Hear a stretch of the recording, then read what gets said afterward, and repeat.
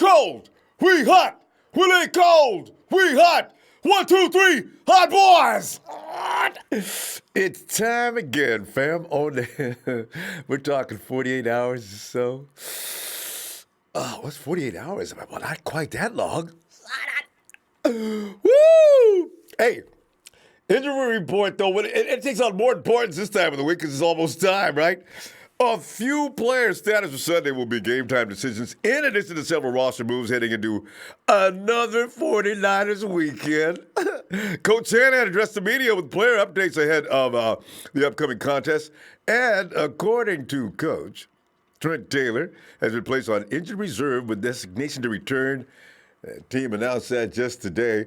I really, and after Shanahan said he was having the best camp of all the players in camp. It's early on, though. I mean, what does that mean? Because I'm always the guy who gets intrigued by the players we're not going to get to see. I'm dying to see what McKinnon looks like.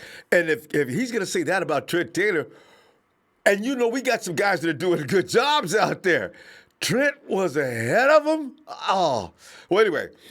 Well, they announced that today following a standout showing, as I mentioned, during the first half of last month's training camp. Taylor underwent surgery to repair a foot fracture suffered on August 8th. A long time ago, the 49ers anticipated Taylor's return near the start of the regular season, and unfortunately, a setback in his rehab will force Double T. You know I got to give everybody a name, right? Double T to miss 8 weeks of the regular season. And Shanahan said earlier today, quote, "We're definitely hoping to get him back at 8 games. The bone healed up, but we had too many bone flare-ups, soft tissue things around it. A lot of things were causing us concern. So we want to shut him down for a little bit. Hopefully it won't take all the 8 weeks to get healthy, but we know with the IR rules that the next time we can use him. If Taylor's recovery is anticipated, he is eligible to return to practice in 6 weeks and scheduled to rejoin the active roster in 8 weeks. Jalen Hurd, Lord, please bring us some Jalen Hurd. We seen the beast get released, and we ain't seen him since then. Hurd hasn't practiced since the 49ers' second preseason contest against the Denver Broncos, and that was way back in August 18th. Hurd has been dealing with back tightness, forcing the 49ers to be cautious bringing him back too soon. And according to Coach Shanahan, the 49ers expect Hurd to return following the Week 4 bye and to make his 49ers debut during that Monday night matchup against the Cleveland Browns, baby. You know what? I was hoping the status would change, and all of a sudden they would say something like, Jalen Hurd has made a miraculous comeback and will be available to get a little warm-up juice in as far as the Pittsburgh Steelers go this weekend. But no, Shanahan said, quote, he's on track. We'll see how it is when we get back from the bye week. I know he's got a lot of work to do when we all get away from here for a little bit. It will be big. It will be big work that he puts in while we're away. But I expect him to be ready when we get back, unquote. And D, the truck Ford, or the D Ford truck. Ooh, that's something like, what's the Ram? Okay. I'm going to change it. I wasn't thinking on that one. Ford missed the second half on the Week 2 matchup against the Bengals. He was sidelined for the majority of the week while dealing with a quadricep knee injury. Ford had been dealing with knee tendonitis dating back to his time with the Kansas City Chiefs. Because everybody knew that from what I understand. Russo brought that to my attention and experienced a flare-up halfway into the contest. He got in 25 reps before he went down. Apparently he was hurting, though, because if D Ford's in the game, everybody knows it, right? I didn't even notice him in the first half. He was out there. It was all about Nick. Boy, Nick. You know what I love about Nick's name? I used to love me some Vance McDonald, right? We get to love me some Vance McDonald this weekend, ain't I? But anyway, every time McDonald did something good, Mac. That's going to be Nick. Every time Nick gets a sack. Nick. Ford, though, on the other hand, was on hand for the team's walkthrough practice on today, which is an encouraging sign ahead of Sunday's game.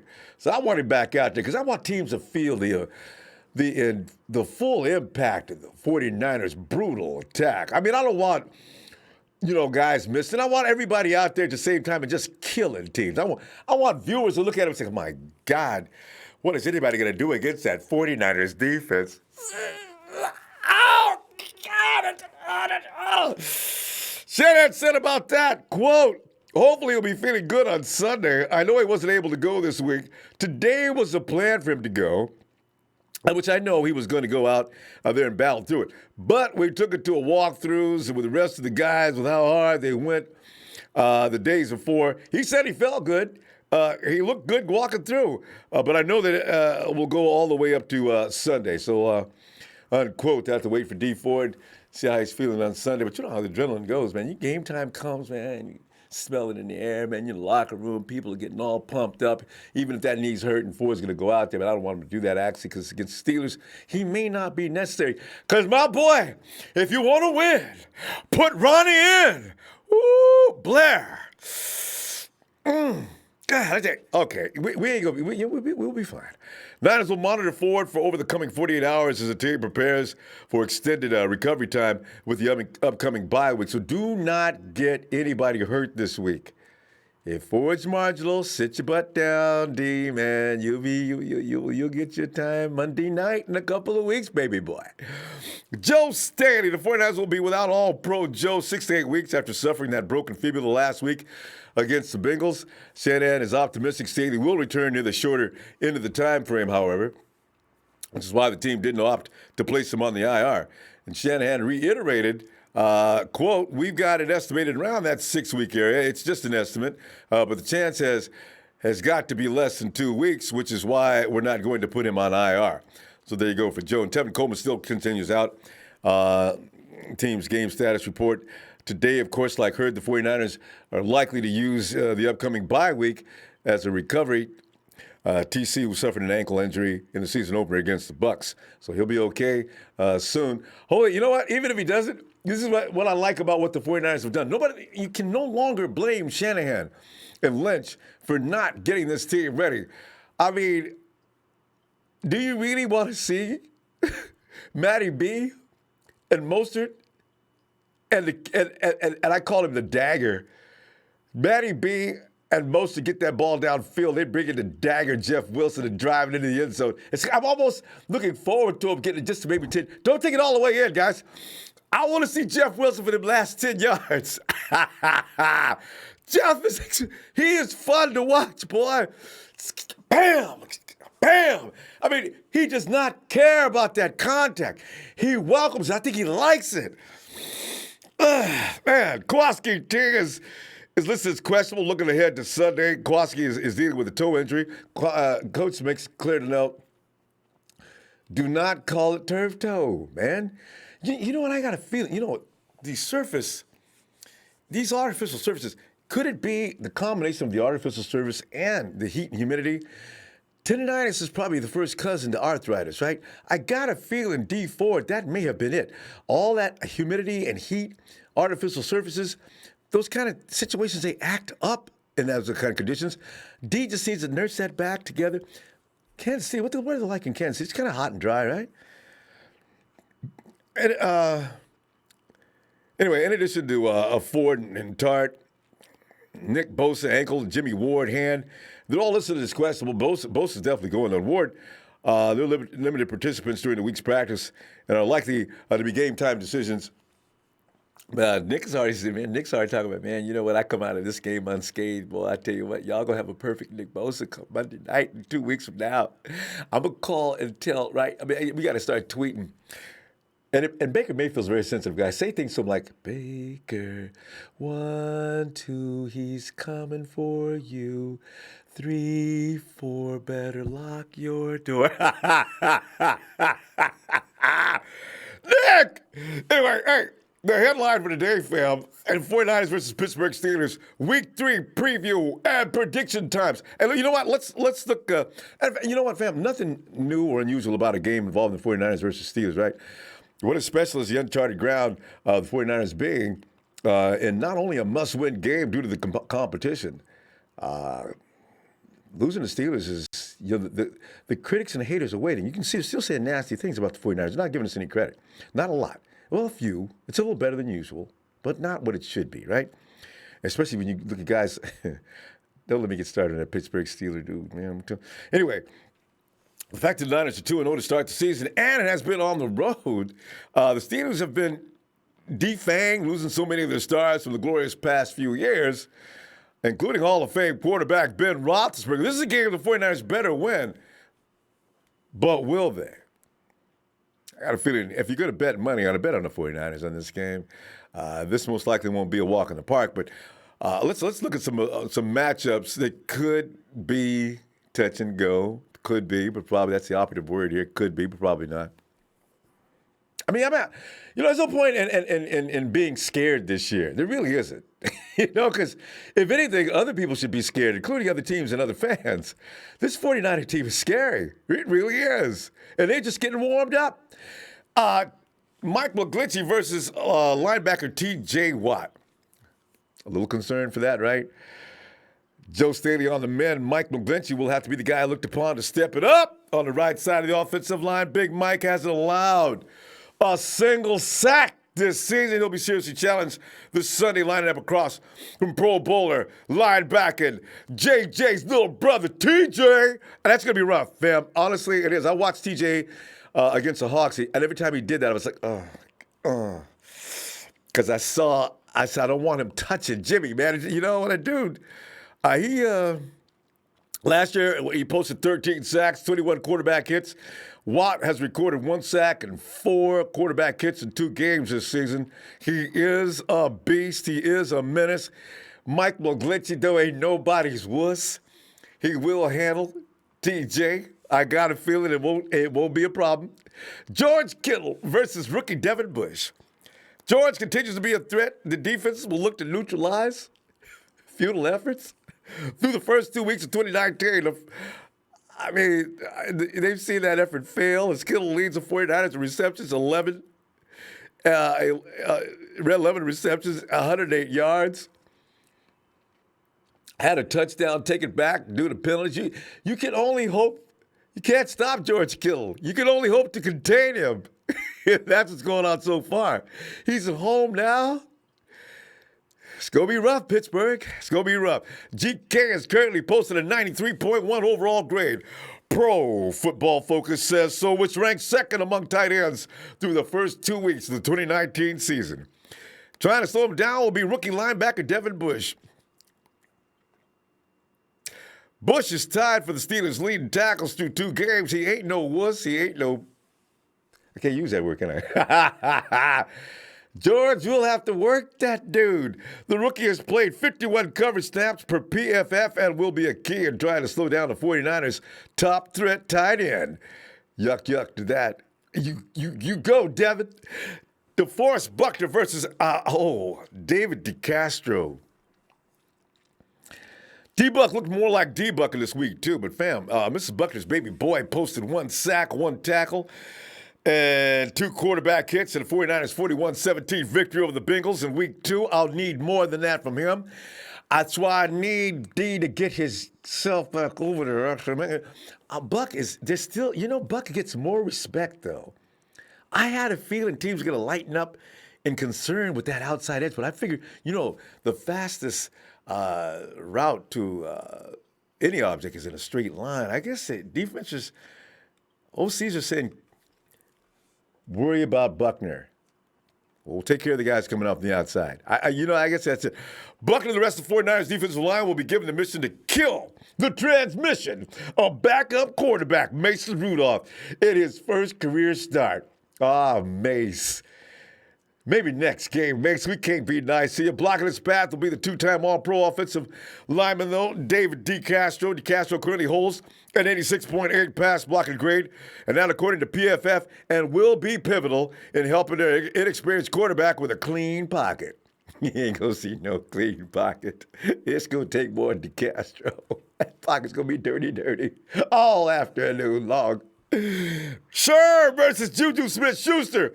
Sherm will have his hands full on Sunday. He's had a strong start to his 2019 campaign with 9 total tackles 2 passes defense, and 1 INT on through the first 2 weeks. Sherm will be entrusted with slowing down the Steelers wide receiver, Juju Smith-Schuster of USC fame. Smith-Schuster, who leads the Steelers in receptions 11, and he's got 162 yards on the season. Ju recently became the youngest wide receiver in NFL history to reach 2,500 career yards. Juju, you ain't gonna get no game here, baby boy. Come on now. And Fred Warner versus Mac. I didn't want to trade him in the first place. I'm telling you, fam, you argued with me, didn't you? I told you it wasn't about Kim. We had some quarterback issues. He went and got with Roethlisberger. Now he's a fiend. But he was getting paid too much. Fred Warner leads the 49ers with 16 total tackles through 2 weeks. Warner will be in charge of limiting Rudolph's safety valve from a week ago. Vance McDonald in week 2 against Seattle. McDonald led the Steelers in receptions, 7. Touchdowns, 2. Vance's contributions were key in Steelers' comeback attempt a week ago. Don't let that big moose get started. Dude is seriously dangerous. I mean, he's the only guy I've ever seen. I mean, you've seen that run from the Titans. Henry never grabbed the dude. Vance actually pushed the dude once and then just throwed him on the ground. Nobody does that. He ain't doing that to us, though, all right? In fact, I dare him to grab. Okay, anyway, fam, worried about him. I'm seriously worried. Hey, Faithful Empire, thank you, fam. Dwight Clark, TD, number 2, not number 1 on top. 100 plays, so disrespectful. Well, who would be the number 1 player? I got to go check that. He says, what up, Faithful Predictions? 49ers 38, Pittsburgh. 20, wait a minute. Prediction, San Francisco 38, Pitt 24. Oh, I see now. I like that Faithful Empire. I think that's about right. 38 to 24. I don't believe we'll give up 24 points, fam. I do not. I already told you what I feel about that. I said 40. What did I say? 44-10? I believe you. 44-10. I don't see these guys getting off with the 49ers. The 49ers are at home now, cooler temperatures on their own turf.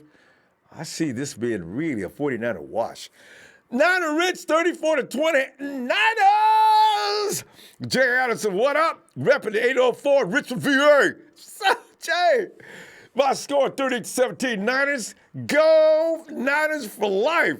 Daniel Andre, you on the same page as me. 38-7, 49ers. San Francisco, I smell a skunk, 38-0. Whoa! Somebody finally said it. Jay Dan, 49ers 27, Steelers 6. Rod Manhammer, 34-16, Niners. Isaac Page.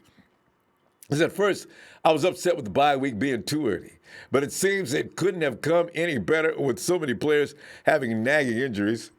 All right, so get us ready going for the regular season. We may be worried about that right around week 10, but let's see what happens. James Cruz, thanks, James. He says we can go 3-0. Keep up with the good work. Excited about what's coming up for the 49ers.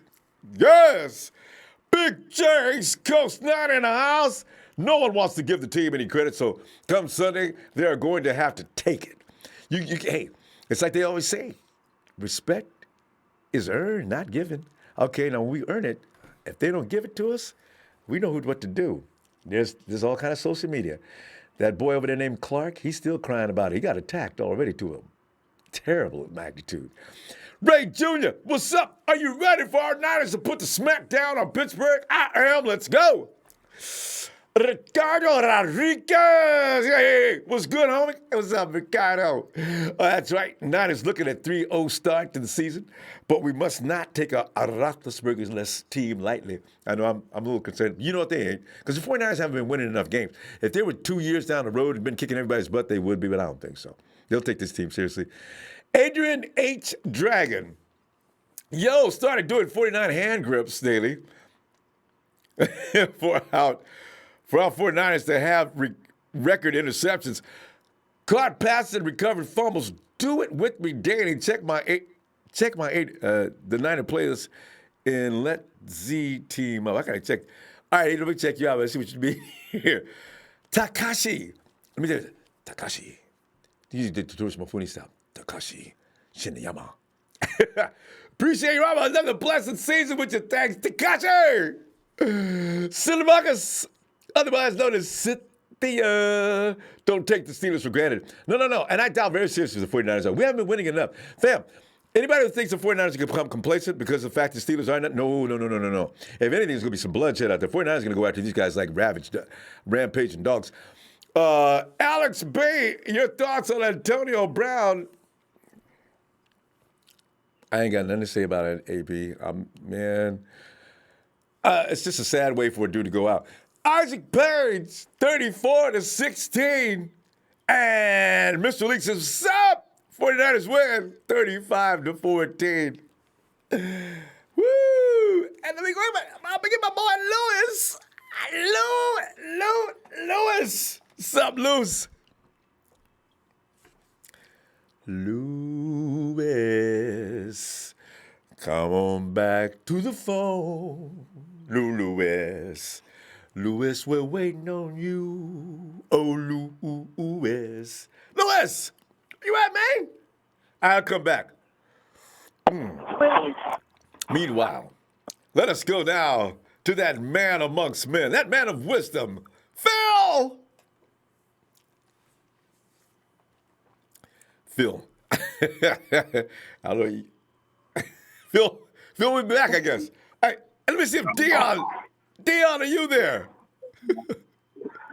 Ronbo, is that you? Yeah, I was thinking we were having transmission problems there for a minute. D! What's going on, brother? How you doing, man? Dion, man, I'm sitting back here. I feel more relaxed this week. I mean, because we knew what we was dealing with when we was dealing with Tampa Bay. You never knew what Winston Jameson was going to do. It was just kind of worrisome for me. And also, you knew that the Red Rifle, he was going to be all right, but we didn't know he wasn't going to hurt nobody. And now we got this dude we don't know much about. They still are wearing that Steeler uniform, which is kind of intimidating. But Dion, you're feeling all this, and don't forget to give me the score. What is your anticipation of this game? D, you got some background going on there. Sorry, you good? Is that better now? I had to take you off speaker. I apologize. No, there's some sound going on Can behind you. Yeah. Oh, yeah, that's the little thing. Hold on 1 second. Let me step out right side. Good. Outside. All right, that's a little bit better. Yeah, it is. Okay, so period point. Rip. Look, Ronbo, I'm going to lay it on you real simple, baby. What you might see this week is Jason Verrett. K-Wan has been struggling a little bit in that slot with these receivers. Juju Smith-Schuster makes his bones in the slot.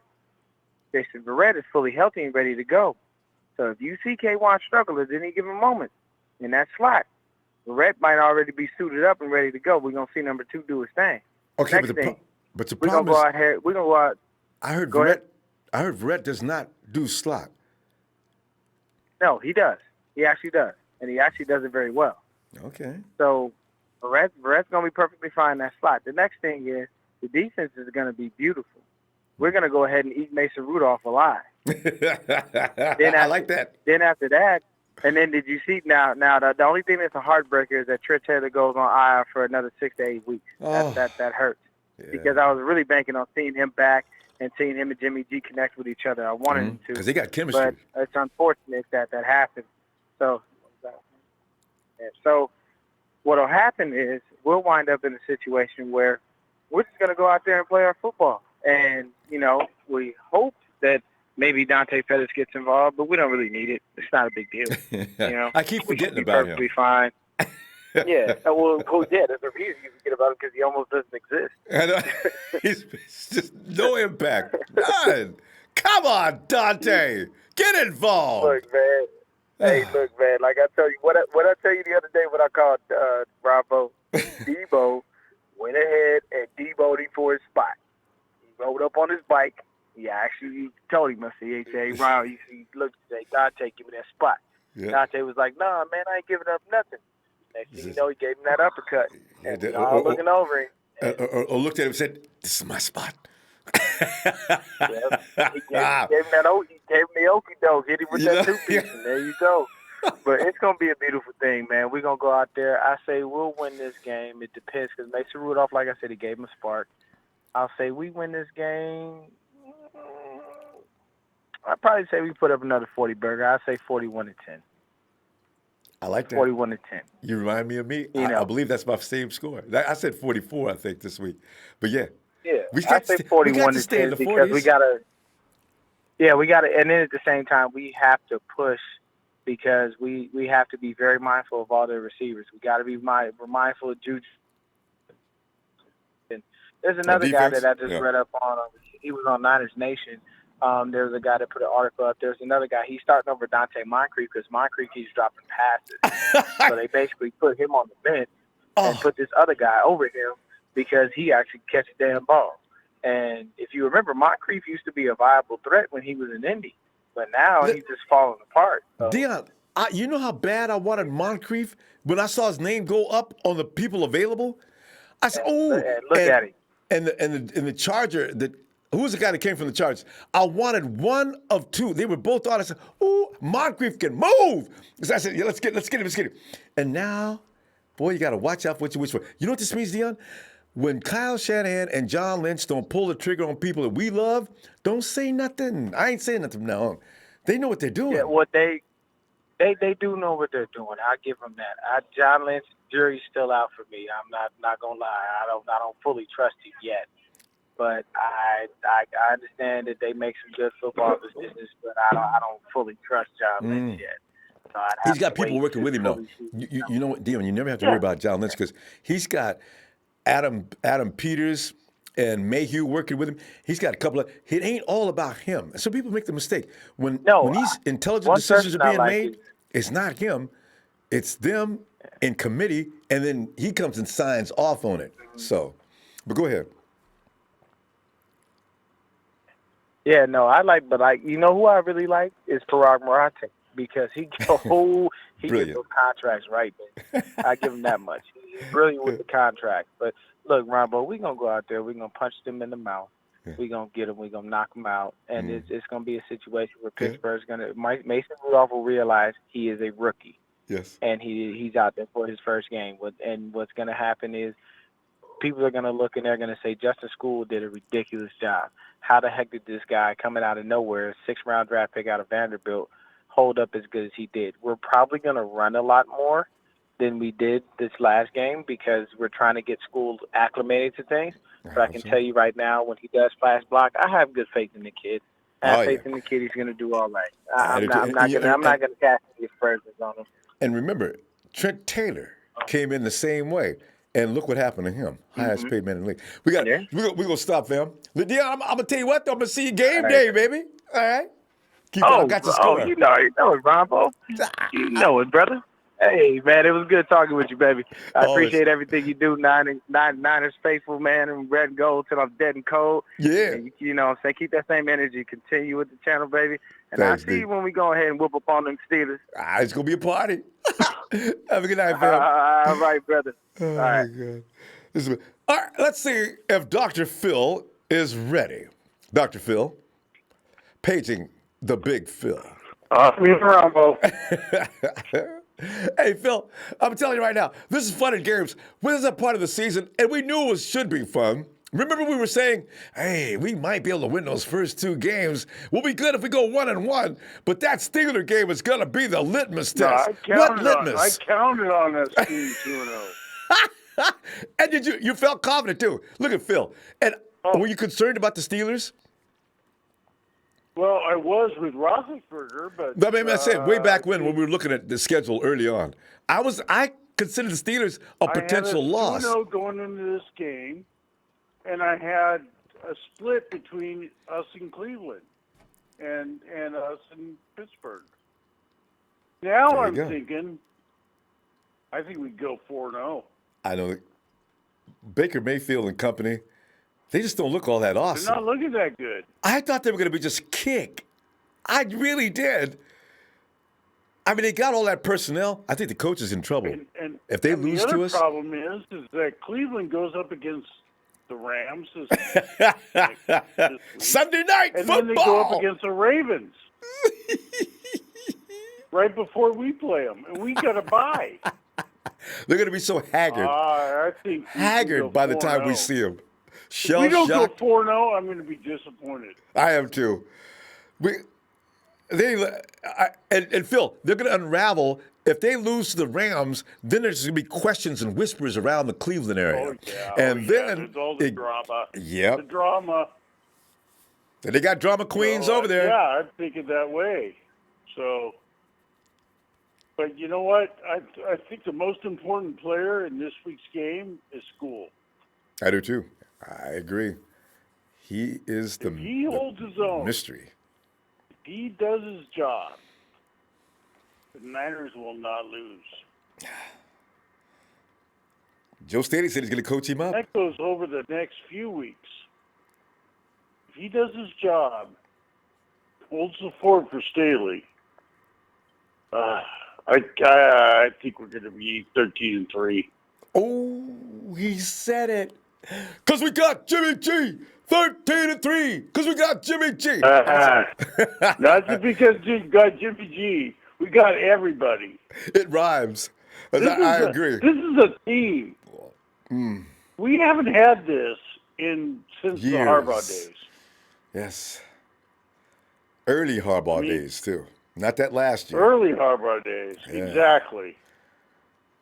Man. And, I think we got a good team here. I just hope the Levi Stadium fan crowd gets in the ear of the rookie Pittsburgh quarterback and Mason. disrupt him. Yeah, Mason. And they've already told and asked the 49er fans to please come out there and do that. I will be. I know you will, Phil. I will be. Tell the guys next to you, too, Phil. Hey, are you being will. quiet? Yeah. Oh, there's no way I'll lose my voice. I'll call in Sunday night, and With throat lozenges. you will not even recognize my voice. This is gonna be fun, Phil. I'm telling you right now. Man. I'm loving it. I'm loving it. You know what? Even our guy from NFL This Morning gave a positive for the 49ers. I've not caught that yet. What did he say? No. He said the Niners are going to beat Pittsburgh. I have to wait until Cynthia says we're going to beat Pittsburgh. She's been right the first 2 weeks. Let's see what happens. You know? But even the Seattle fan, I won't name his name. Yeah, please, because we know who it is. Yeah. Said the Niners are going to be 3-0. I took was a heart pill. Well, I guess But that pretty much anyway. wraps it up. Yeah. Vegas says the 49ers are going to win by 8. Last time I checked. 8.5. It's up to 8.5 now. 8.5 was less. Yeah. So we'll see. You know, I'm waiting to see what Seattle does against us. I think they're playing the Saints, right? And the Rams are playing Cleveland. Yeah, those are So those are gonna be fun games to watch, aren't they? Yeah. So, and the Rams got Cleveland on the Sunday night game. I know. I can't wait. Yeah. So I want to get out of the stadium and then back home to watch that game. So, Unless you got Game all Pass on right, your phone or something. Rombo, I'm going to let you go, but Oh, yeah, you gotta give me that score. I'm telling you, the stars are aligning. And You there? I'm listening. I'm waiting for. I thought you were getting the stars are aligning. Stars and are aligning. 13-3. and your score for this game. Ugh. I think, I was so off because of Cincinnati. I think we're going to be 24-14. 24? That's it? Okay. Phil. You know what? No, it's okay. Don't change it. Don't let me influence that. Now, You know? Pittsburgh's defense is still solid. I mean, they're going to be there. That's true. But I'm just, I don't know about the turnovers. I mean, who knows? But 24-14. All right, there you go, I think Phil. we're going to be. If we win by 10 points, that's a good, solid win. Oh, yeah, it is. I'm used to winning by 20 since that seemed to be our average margin, but All right. Phil, I'm going to tell you what, man, I'm going to look for you Sunday night, no voice and all. Even if you have to call in to whisper, we got to hear from you, Phil. All right. All right? All right. Have a good night, Phil. I'd love to do a film from the tailgate. Yeah, hey, Phil. Okay, Phil, you know what you could do? Give me a rombosports@gmail.com. rombosports@gmail.com. Drop me a line. Let's open up a line of communication and see if we can work something out. I can give you links and things like. I'll explain it all. Crew. We got about 100 folks. Oh, I'd love to see that before the game. Tailgate in Blue Live. Phil, I'd love to get busy right now and get that note to me so I can get back to you after we get through here. Okay. All right. All right, Phil. Have a good night. All right, man. Take care. You too. Yeah, I'd love to get a tailgate before the game starts. That'd be fun. All right. Louis! Is it sorry I missed my call, Ronbo? I'm back now. Louis, I see you over there now. Your name popped up on the board. I'm getting ready to say, Louis. What's up, Ronbo? Take care. Louis. Oh. Hey, what's up, Ronbo? Louis, How you man. doing? Sorry, Ronbo. I heard that I missed it because I didn't think I called in too early. I thought, some other calls got in front of me, and then as soon as I hopped in the chat, Trey was like, "Hey, man, you missed your call." I was like, "Oh, snap! I'm sorry." Thanks, Trey. Tell him. Thank you, Trey. Right, my brother, TNT brother. There you go. Yeah, Ronbo, how you doing, Ronbo? Louis, man, it's ridiculous, man. I could be placed under arrest right now for being a little too enthusiastic about my team. We're supposed to show some kind of anxiety, a little bit of shame, a little bit of humbleness. We're supposed to look at the game as every opponent is supposed to be worthy of being reparable. Well Louis, I'm sorry, but I don't see it. We got to whoop that butt worse than we whooped the first two teams. And besides, they're the Steelers. Beat that. Well, Ronbo, I completely agree. Ronbo, I think this one's going to be probably the toughest challenge we've had. I understand people are saying Steelers' defense is not as good as it used to be, but it's definitely better than both of the defenses we've faced. Louis, simply due to the fact it is, Ronbo, because Ronbo, you got to give them credit though, because Ronbo, they played the Pats' first game, right, Sunday night, and then they just played Seattle, who had Russell Wilson. I understand. Like I always been talking crap about the Seattle offense. It's like I said, it's stale. It's not, it's not boring. Creativity. No imagination. It's not creative at all. It's boring. No imagination, right? A little dump off screen here and there. Just pound it with Chris Carson, and then from there just do a little bit of play action out of it. Other than that, backyard. There's no, they have no sand. Right. It's just like backyard. Hey, Wilson, make a play, and Wilson is a future Hall of Fame quarterback, so I'm gonna give him that. But I mean, he dotted them up. 30. I think he threw 35. He went 35 for 29 for 35. So he was completing some. Which is a good day.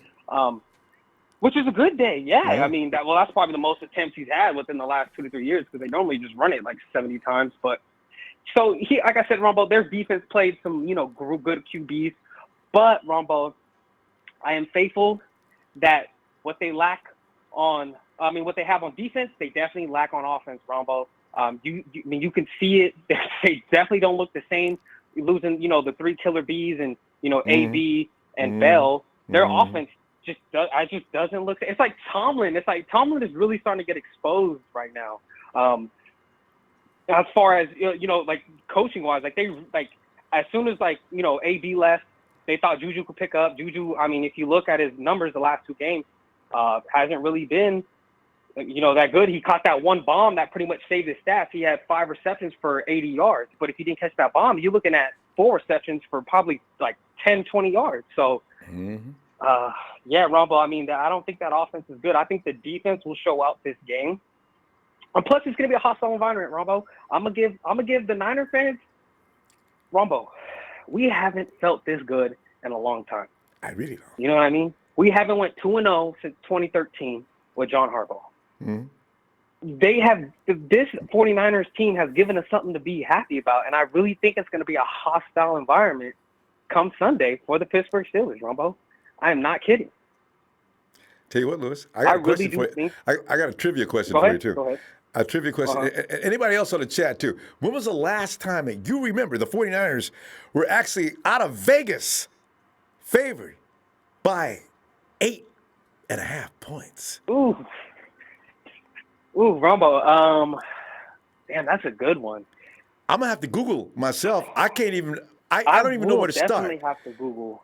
You know, it's like, what? I think it was definitely I think the highest we got was definitely probably a game. It was probably the year after the Super Bowl run, after Cap came in, took us to the Super Bowl, and they benched Alex that year.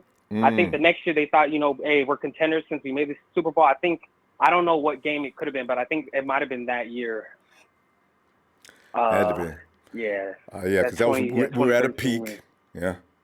Yeah, Ronbo. So, but like Phil just said, the last caller, like Phil said, Ronbo, I'm looking at school. I'm looking at school and penalties this game. We got to clean up these penalties, man. We having 9 to 8 penalties a game for almost 80 yards. That's disgusting. And you can't win games. You don't know doing that. You can. That's what's so scary. How in the hell did the 49ers score that many points and beat the? That's true. That's beat true, the teams? Ronbo. You're right. Oh, you're right. What if they stop doing that? About these good teams that are playing, these playoff teams that we're going to start playing, like that stretch where we're going to play the Saints, Baltimore. We're going to play the Rams during that stretch. We gotta clean it up. You know what I mean, Ronbo? Holding calls, offsides, lining up offsides, illegal, illegal man downfield, all that stuff. Oh, that one really burns me up. Plays, right, the pick plays where Juice Check is, out here popping linebackers when he's supposed to be running like a shallow cross or something. You know what I mean? I love when he does that, though. A little bit of acting, Juice. I do too, Ronbo. But we need a little bit of acting, Juice. Got to act like you're running a stupid route, you know what I mean? But those penalties and stuff like that. But then I'm also looking at school, though, Ronbo. I'm looking at Kyle, mastermind he is, going to, definitely have Kittle help him out on that side, probably do some tight end chips to help throw off whoever. Oh, but Ronbo, one thing I want to tell you, the Niner fans. Real quick, and get to that score. Get that score, Lewis. All right, go ahead. I will. I got you, Ronbo. But, hey, T.J. Watt has lined up on the left side of defense, so that's right tackle to us. That's Mike McGlinchey's side. So, hopefully they keep him on that side because that means he'll just be facing Bud Dupree in pass rush situations all game. I mean, I know they're going to do some stunts, but, try to throw the rookie off. But my score position, Ronbo, because I think the Steelers defense is, going to formidable, make an effort now that they also got Minka. I'm going to say 28-10. 28-10, Ronbo. I got a score on this 28 good points. 28-10. 10 because there you go. Think that defense. All right, Lewis. All right, brother Ronbo, man. Thanks for all you do. Thanks, man. You're the best in business, man. Thanks for giving us an outlet. Shout out to my Team T brothers, Will, Trey, Dre, Trez, Big Show, Russo, and my boy Jerry Fresh. And thank you, Ronbo. Thank you, Lewis. I got your note, by the way. I'll get back to you shortly. All right. Oh, yeah, thank you, Ronbo. Yeah, I was going to tell you, I emailed you. But, Ronbo, let me get a Niner call real quick before you go. I just got to hear it. Live. Oh, yeah, no problem. A Niner!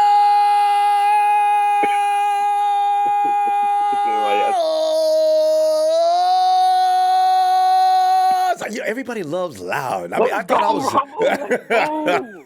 Like that. Let's go. Niners, baby. All right, Ronbo, take it easy. All right, fam. Good night. And Raul.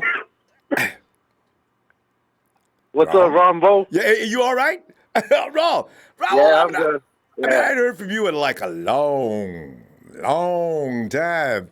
Sup? Shit. Yeah, my bad. Yeah, it's been a while, Ronbo. I've been trying to call. I really wanted to call yesterday when you guys had that Jalen Ramsey segment. I wanted to put my 2 cents into that, but you can still put it in there. Hey, you go ahead and put it in there now if you want to. Just make sure you give me a little bit on Sunday's game and give me a score. Raul, go ahead, man. Right. We can't wait to hear from you. What up? Well, I hope we don't get him, man. And it's not because I don't think he's a good player. I just think we can't afford it, giving up that much. I'm not giving up. I think one first rounder is worth it, but even if we get him this year, there's no assurance saying that he's going to sign with us, the following season after that, and how much he's going to want. Like everyone else has stated, we got to pay Matt Breida, we got to pay we have George Kittle, DeForest Buckner. We got all these people we have to pay, and we don't want to get outbidded by any other team. Like you said, we've kept these people running this system for the past 2 years. Most of them, some a little less, some a little more. They've already built that relationship, so I don't want someone else to come in and have to take someone else's spot because you don't know how those players are going to feel like them kicking their boy out. That's it. At least that's how I feel, No, They they're a have close-knit strong group bond. now. They're getting things done. You don't want to disrupt that just because, because here's the thing, and you're right, 5 years, $90 million, all right? So pretty soon Jimmy G was saying, well, if your corner's getting that much money, I'm just getting a few more dollars than he is, right? So, and also, Yeah, exactly. 2 first-round picks means what? We don't pick up nothing until the 3rd round. Exactly. Oh, no. Everyone knows we need O-line help. Yeah. O-line depth. Jalen's a good football player, but come on, man. Don't be crazy. But the 49ers, the rumor is out there that the 49ers put in a bid for him. I think they were just doing their due diligence. I don't know how serious they were. You have to, and of course you have to, what they offered was reasonable. Yeah. If it would have happened, I would have been okay with it. We would have had a lockdown corner, and I'm fine with that. But I'm saying, if I had to think, strategically and money-wise, you got to think about all that. You got to think about the players you got to pay and all that. So You have to get rid of somebody, too. We're better off. Yeah, we're better off without them. You have to get rid of some players. Game, and that's for the Steelers game, Ronbo. I mean, I really think the Niners are going to dominate, but we can't overlook the Steelers, man. No, It's that underdog story. You got the backup coming in, and he's not bad. Let me tell you, I'm not no Steelers fan. I'm a Niners fan, but their backup is not bad. Mason, so he's got we're mobility, gonna dominate too. it. Yeah, we're going to dominate on the defensive side. We're going to run it down their throats, and we're going to have some play-action passes like everybody knows to keep Jimmy G from getting sacked, especially since they're trying to try out Skule. I know they're going to want to see how he does this game. They're going to evaluate to see what they have to do in the future. If they have to make any moves or not. But I think he'll do fine, man. I think that, they'll strategically scheme plans to run the ball, play action, hopefully a couple deep ones, but not too much. You don't want him throwing it out there crazy. But it's going to be a home game, man. It's going to be rowdy. We need all these Niner fans that are going to the game be rowdy. That's number one. And you can expect all of that, too. And, Jimmy G's like almost perfect out of play action when he makes passes. So you know what? And that's good for school. That takes some of the stress off the offensive line. That puts the Pittsburgh defense in compute. I mean, the confusion out there, and then you got Kyle running their mad schemes. See, this is what exactly. No matter how good your defense is, if Kyle's got the weaponry he needs, he'll scheme. Ask Belichick. Boy, nobody wants to deal with Kyle. Oh, and all the coaches, we don't need these NFL networks to show us respect because when we go to play every other team, I bet you all these other coaches respect Kyle Shanahan, and that's number one. Do. These NFL network commentators don't mean nothing. Yeah, because Kyle is a scary man, and players, game understands game. And then the other coaches say, see Kyle coming, oh, hell. They're up all night. Look, and exactly, and like I said, all these other teams, they fear us. When they play us, they fear us because last year they saw how many players we lost due to injury, and we still only lost how many games, Ronbo? Between 2 to 3 points did we lose. So imagine, now we got all these healthy players back. Joe Staley got hurt, and that's a big piece. But, man, look at all the players you got on offense, too, Raul. You got weapons out there now. Raul, we need to get your score, though, because we got to pull up, fam. Well, what's the score of this game? I say 31-13. 31-13. Everybody's been humble tonight, and you're probably right too. 31-13, that's not unreasonable. I like that. Yeah. All right, Raul. Good to hear from you, fam. I'm gonna look for you Sunday, huh? Have a good night, man. You too. Hey, shout out to Kenny, 13-3, because we got Jimmy G. Yes. Good night. All right, fam. All right, then. Have a good night. You too. Yeah, it's funny, yo. Watch this, because I've been modest for the first 2 games. Watch this, because I said 44 points. 49ers pulled out a squeaker. It's one of the Bash brothers. Bash! 1, 2, boats is coming for you. 3, 4, here comes D Ford. 5, 6, Sherman with the pick 6. 7, 8, because it's no brakes, because it's all gas, no brakes, all gas, no brakes. Let's go, Ronbo. What's up? What's cracking? I love when you put that Nice, together, baby. fam. Oh, that was too much Inspired fun. me, man. You gave me inspiration before I heard you in the beginning, man. I heard you in the beginning, and I put 2 and 2 together. Bam. Let's go, man. Pump, Ronbo. What's up? You should be, man, because I'm telling you, man, Baker Mayfield is going to have Freddy Krueger's going to be dressed like like, you know, I mean, it's going to be, we have 3 guys. You already Nick, but he's going to have Krueger running through his dreams in about 3 different outfits. Wakes up screaming. I mean, ah! Hey, Shh, wake up. It's going to be Halloween all season long, baby. God. Oh, yeah, might as well get some Michael Myers in there, too, you know? I tell you. Scary from them QBs, man. Man, we're gonna put Mason Rudolph's gonna have a nightmare. Baker Mayfield's gonna wish nobody ever talked about him going to a Super Bowl. Yeah. I've been talking shit about the Cleveland Browns all offseason, saying I don't give a fuck. I'm sorry, but if they got OBJ, whoever they got, they're still gonna be the same old sorry ass Browns. You know, and they showed that from game 1. And Titans haven't won a game. They haven't won a game since, right? Nope. Yeah. They got beat down yesterday. Yeah. So there is definitely something wrong with Cleveland. So hopefully they don't get that fixed by the time we get there. I figure the Rams are going to beat them up this weekend. They'll be all PO'd, kind of just frazzle. So by the time we play them after the bye week, after the Ravens get through with them, I got a feeling they're going to be dead meat. But Bosh. Hey, remember, yeah, Go ahead. what's up? I was going to say, let's get you on the 49ers, man. Remember last week? I'm sorry, go ahead. Remember last week I had those Greg Papa CD calls, and I was saying you're going to hear a lot of that in Cincinnati, man. And what do you know? We put up 41 points on them fools, man. It should have been more. We get called back for so many points. Bosh, I know. If we just stop with those mistakes into the end zone mistakes. You know the 49ers are up around 45 and 50 point average if they stop with the mistakes. Good grief. Yeah, you just got to learn how to be disciplined. You got to be disciplined. It's early. I got a feeling we're going to iron that out. You were going to ask me something. Sorry, I cut you off. But... No, that's right. What was it that you were going to ask me, Ronbo? No, I was just talking about. No, I think I was waiting for you to finish. I was just saying that the 49ers would just stop with the mistakes. Do you know how many? I'm going to go back to each game and see how many points we've left on the table so far. We've 21 in the first game. The second game, at least, Mostert got called. Did we leave 3 in the second game, too?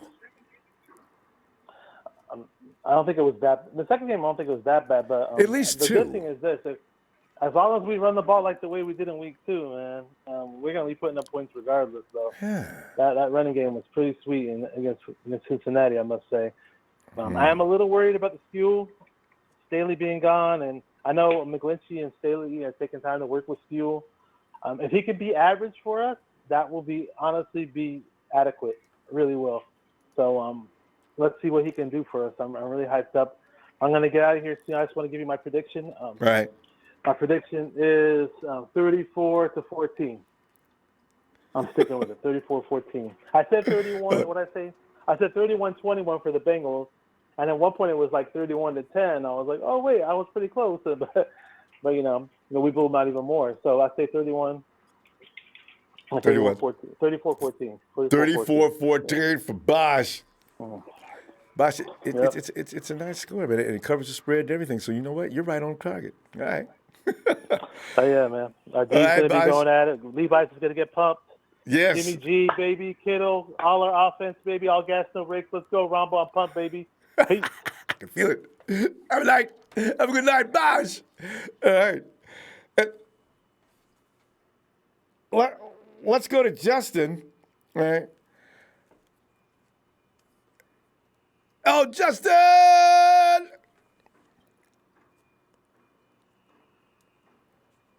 All right. Oh, hey, Jerry, Fresh, you know what? Hey, listen, when you get cut like that, guys, let me remind you, we never, ever cut people. The system does. And we're unaware of it when it happens. So if you get cut, for Lord's sakes, would we do this? Okay, I just want to make that clear. If you get cut, call back. the system shut you down for reasons unknown. So, all right. Hey, Justin, Jerry, get back in there. Hey, Justin.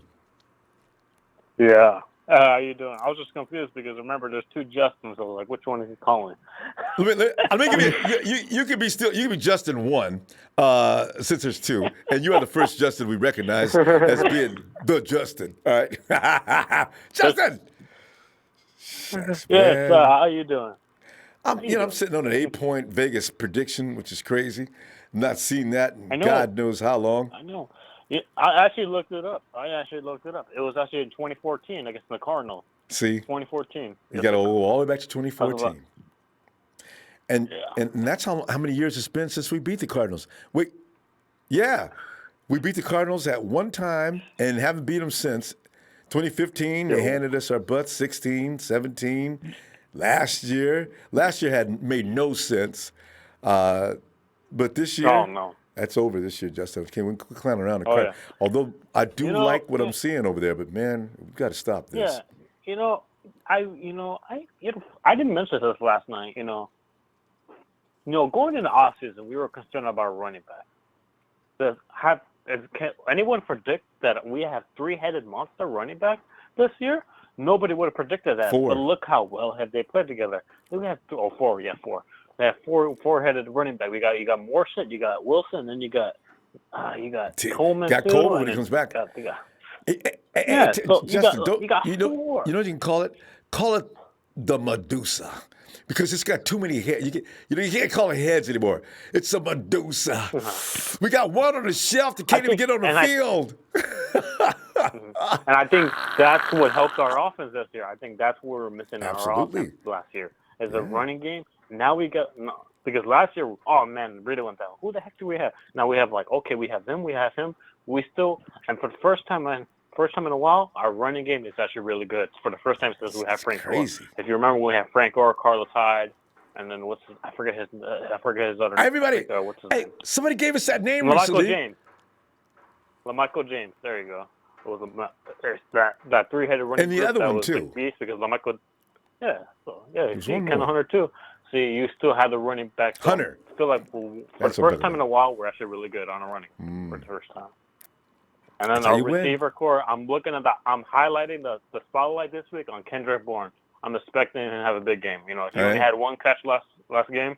I'm expecting him to bounce back because, with Trent Taylor out for 8 weeks, I want him to bounce back. Somebody's got to take up the slack. Well, Richie James doing well. I'm expecting, and the question remains is, if Trent Taylor is injured and we have to be injured reserve again, the question remains is, if Richie James outperforms him, are we looking at trading Trent Taylor and get some draft picks back, or are we moving on? There's a lot of questions about Trent Taylor too because you can't trade him. Nobody's going to take him with that injury. But you know what? Yeah. You really can get some things for? If I love me some Dante. I had him on my team when I was drafted. Dante, would you please wake up? Okay, this is it. Dante makes a statement this week. This week could be a Dante Pettis afternoon. Oh yeah, he's overdue. If anybody knows anything about being a doghouse, it's probably Akello because Akello. Remember that Giants game. Kyle benched him. For the third quarter, No. and then he eventually got back to the bench until he was injured. If anything, if I'm Dante Pettis, I'm looking where Akello did, and I'm applying to how I play the game. Because if Akello could get out of doghouse, he can. He has a talent. He just needs to assert himself. He needs to have the mindset, getting back into the starting role. If you're open, Jimmy will he's hit you. He's a talented receiver. Yes. He's a talented receiver. I just don't know what's going on with him. I really don't. I just don't understand. I really don't. Justin, here, let me throw this at you though. His psyche could be very delicate. He was looked upon as being the child of great expectation when he first came to San Francisco, right? This year the pressure got bigger because, okay, Dante, you've been here a year. We got you. We know what you can do. Go out there and do it. And Dante's like, he may be crumbling under the pressure. I hope that's not the case, because Deebo Samuel will take his lunch. You got Jalen Hurts coming back. These are fearless dudes. They don't think anybody's in their league anyway. This is the kind of attitude that Dante needs to adopt. Dante, come on, man. Yeah, if we lost Trent there for 8 weeks, I'm saying put in Ross Dwelly, because Ross Dwelly has such a catch. He actually can catch the ball. Use Ross Dwelly as, he may not be the receiver physique, but he can still catch the balls and, still bring that, West Coast offense feeling. But you got plenty of people come. I want to see some some tight end sets. But we got plenty of people. Please use George Kittle. Please use George Kittle. Please. I'm begging. No, dang it. My fantasy league is not freaking liking that at all, okay? Please use him, okay? Gosh, you got George. George's on every fantasy team, though. You know what? You'll be fine. George will be fine. It's just to get them flags. George does great things. So flag. And George Kittle. Pop's going, touchdown San Francisco. And all of a sudden, oh, no. So, Justin, we're out of time. It is what it is. Hopefully, I do predict that we're going to win this game because, I'm looking at, and for everybody talking bad about Justice School, man, I'm so annoyed at this. Let him play one game, okay? Let him play one game. He did good last week. Let him play one game. Yeah. No, he did. Let him play one game, man. He did good last week on the run. I don't know why they're talking about him. Justin, you know what? You need to give me your score, though. I'm gonna go 38-24. I'm gonna go 38-24. I just think that Pittsburgh, I think Mason Rudolph did get touchdowns, so I think he'll probably get it's gonna be really late though. It's probably third quarter because I feel like the defense will hold them for 2 straight quarters. There you go. All right. It is. And then they'll score after that. All right, Justin, we're gonna move, and I'll be looking for you Sunday. Yeah, and the number one play of the top 100 was the Pittsburgh game for, I think, Terry Bradshaw. That was number one play. All right. So. All right, Justin. All right, fam. I'm going to go before Jerry Fresh gets hung up on again. All right, fam. Have a good night. Yep. Time for Freshie time. All right. Night, Justin. But, let me play a partner, Dre. Dre. Man, TNT, we in this thing. What's happening, Ronbo? Fam, this is one of them. I know we ain't got no right to relax on no opponent. That's just disrespectful. But I don't feel no pain playing the Steelers. I just can't feel it, No. This is the NFL, man. This is professional sports. I don't give a damn who it is. You don't underestimate nobody. True. You do not go in thinking you're going to have a day off. You go in there and you play as if this is the same Pittsburgh Steelers that beat our heads in last year. And every year, for that matter. Let's not go in there. But actually, we're winning the series. It's 11-10, so we got one up on them right now. Okay, we held on. And all-time series against the Pittsburgh Steelers. Because we owed them up 11 on several different occasions. So, yeah. But yeah, man, I'm definitely looking forward to this game. I see our defense really stepping up, putting a lot of pressure on this new quarterback, Rudolph. I do see him throwing 2 picks. I see, Solid, scheming the hell out of him. I see Kasarik, running a lot of stunts, showing different looks. So yeah, I definitely give us the edge because of our defensive play. Ronbo, I did a lot of studying. Like I said, I got killed basically by the chat, you know what I'm saying, because of my concern about Staley being out. So, I'm not really worried. TJ Watt is playing on the other side, on the glitchy side, so I was wrong on that. So I'm not really worried about the Steelers. But when it comes to the Browns, I've been doing a lot of studying. I watched the game. I'm looking at stats and stuff. And there's some things that popped up. First off is, Ronbo, do you know that the Browns have 12 guys on the injury report? 12? They have 12 guys on the injury. Yes, they have 12 total. I know Njoku just got on there just the other day or last week. And Njoku broke his wrist in the Jets game, and he also had a concussion on the same time when he got flipped when he landed on his head with that play. So he's going to be out. He's on injured reserve. They just put 2 guys on injured reserve, and they're not coming back until 8 weeks later. So we don't have to worry about 2 starters for the Browns. And then there's 10 more guys that's on the injury report. Also, you got to look at this. They got to play the Rams, which is a very physical team, just like ours. Yeah. Then they got to go to Baltimore and play the Ravens, which is a very physical team. And then they got to turn around and play us. So those injuries are not going to get any better. I don't feel sorry for them. They're not. They was talking all that about we going to the Super Bowl. And out of those 12 guys on the injury report, man, 7 of them are starters on the defense on the injury report. And you got to look at this. They got big old Mac and Todd Gurley that they're going to have to tackle. These are hard-running guys. And then you got to go face that beast named Mark Ingram. Man, these dudes who will run through your face. And then you got to worry about tackling, you fuck around and pull a hamstring trying to chase down Lamar Jackson. So, these are some things that I'm very happy about. The only other thing that bothers me, Kelly ain't from Cleveland. The only other thing that bothers me is, do you know that Myles Garrett is he has the most penalties against a defensive player in the NFL right now. He has 10 penalties against him. Oh, did you see that last game? He don't. Yes, he doesn't had 2 think. personal fouls, and on the second one, they should have kicked his ass out of the game. Right. And then he had 2 personal fouls and 2 encroachments.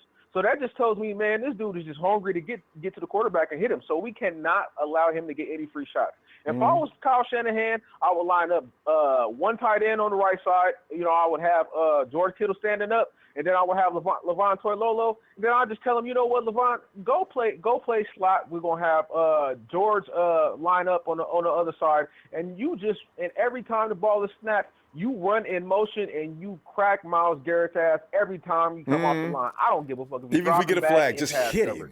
Yeah. You pop his ass. Because this dude is a dirty player. He is. I can see that. Those personal fouls, bro, that was uncalled for, man. That was really uncalled for. And I would hate for him to have Baker Mayfield. All you had to do is nudge him on out of bounds. Miles has got to body slam him out of bounds. Come on, Miles, man. Yeah, he's definitely a dirty player. And the thing about the Browns, they are not a disciplined team. Against the Titans, they had 16 penalties. I think that was the NFL. Well, you know who the coach is, Dre? Remember back in the day when he had a bounty out on Frank Gore and some other people? You know what? Williams still want his butt taken to court. Man. Right. And then, but he don't matter because he's with the Jets now. And then you got to look at the game against the Jets. You got to look at the Browns game against the Jets. They still had 9 penalties for 89 yards, so they're not a disciplined team, Ronbo. And they don't care. I'm telling you, and I'm not worried about Baker Mayfield. This man got more interceptions than he got touchdowns. This man got 4 interceptions, 2 touchdowns. I'm not worried. We're going to pick his ass off. He does not look sharp.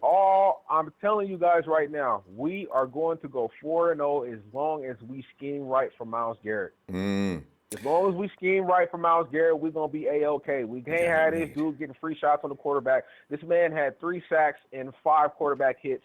And of those 2 hits, he put out their second-string quarterback. You know what, though, Dre? Dre? Third-string quarterback came in looking good. Hey, that's all we got to do, and we're going to beat the shit out the Browns because they're going to be beat up, bro. They got to go see the Rams and the Ravens and then come see us. Man, they ain't going to be feeling good when they come to San Francisco. Dre, we got to pull up, though. But I wish we had AB, some enforcers, because Joe Staley ain't out there. Let's we had AB and the Rhino. We got some enforcers. I would love to see them. Quan is a dog. Quan is a dog. Sherman's a dog. Don't get it twisted. No. I'm just talking about my offensive. I'm just talking about my offensive lineman. I want my beefy dudes to be mean. When Myles Garrett come through there, I want to hear him hit a truck. But Drake, we get your score, man, before we run too long here. What's your score? I say 27-12. I don't think we give up a touchdown. 27-12. There you go. 3 or 4 field goals. Yeah. Okay. Yeah, most definitely. Hey man, shout out to my TNT fan, man. Trey says big show. You know what I'm saying? Play a part of Will, Shay Lewis. You know what I'm saying? Russo. Hey guys, you know what I'm saying? I know I was down on Justin School, and I'm still iffy on Justin School. Period, point blank. That's just how it is. He's a rookie. But from the stuff that I've been watching, we definitely have a chance to scheme around this guy. You know what I'm saying? And give him some help. We got an offensive mastermind. You know what I'm saying? We got a Steve Spurrier in the NFL, and his name is Kyle Shanahan. All right, man. I'm up out of here, man. Peace out. All right, Trey. Have a good night.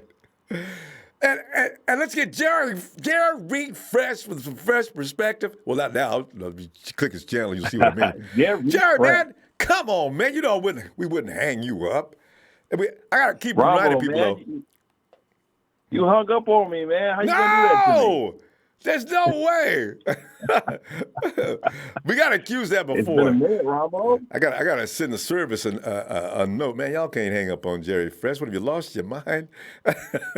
Right? Good to hear from you, Jerry. Go ahead. You too, man. It's been a while. I was like on a sabbatical, man. I had to take a break. I know what you mean. Well, you had a problem with Texas. I was watching your journeys.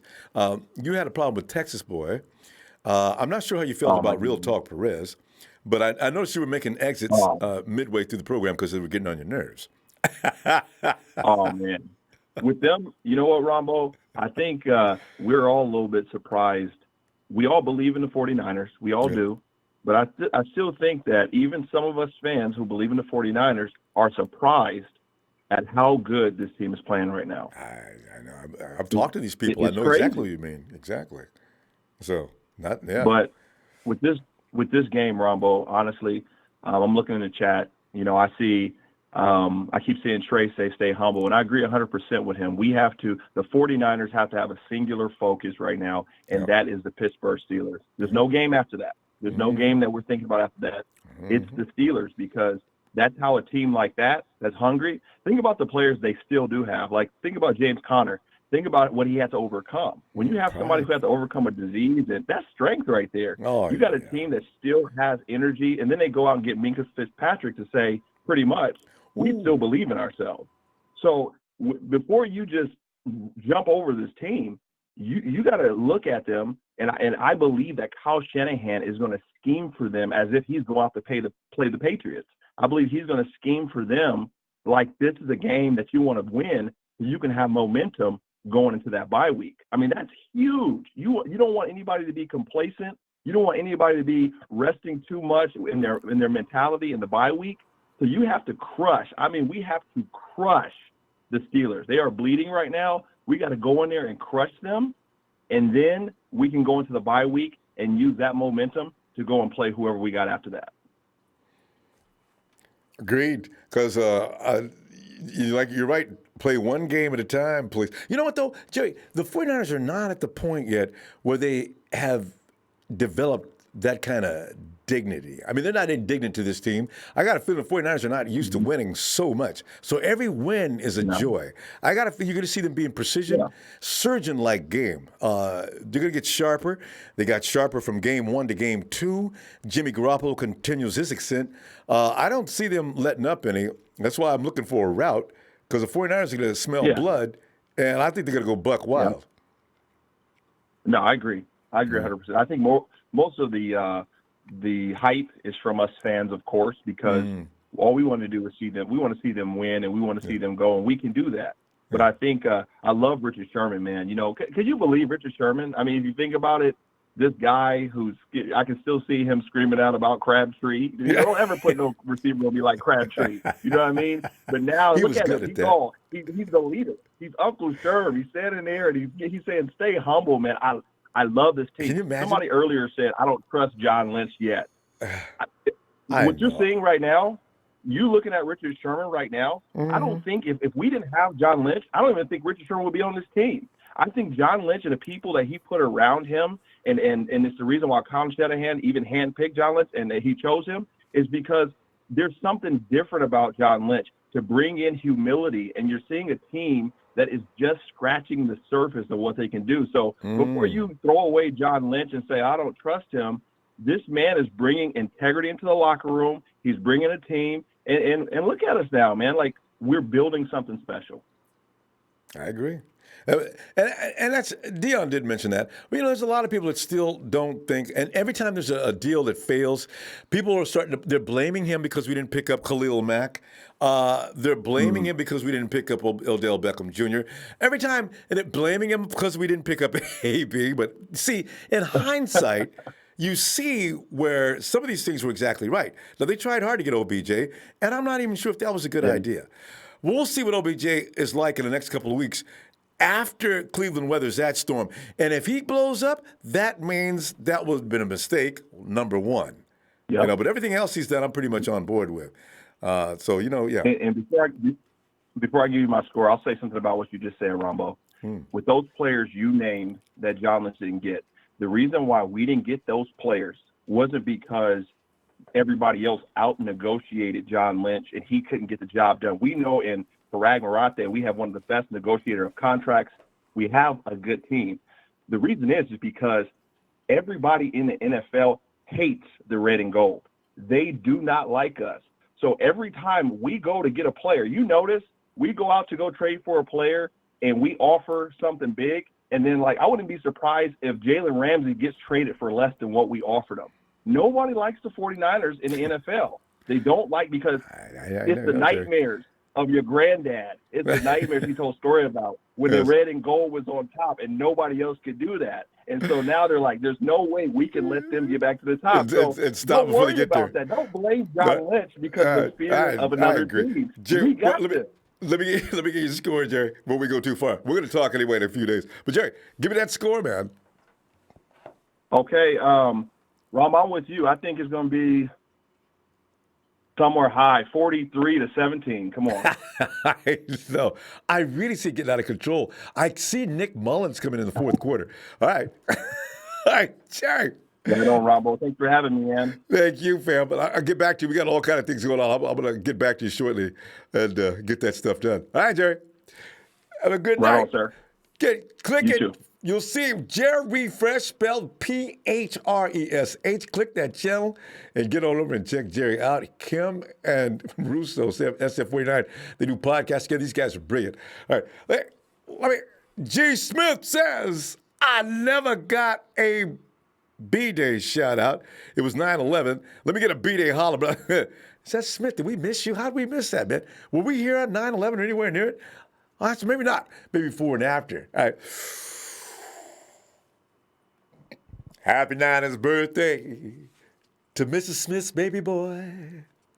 Happy Nana's birthday to G. Smith. Happy Nina's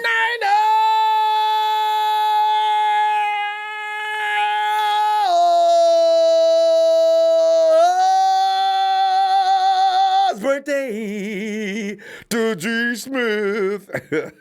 Smith, man, you could have got back to me a long time ago. Here we are, double the time. I mean, this is what we're talking, 20. How many days late are we? Let me do the math here. 11, 12, 13. Oh, 9 days.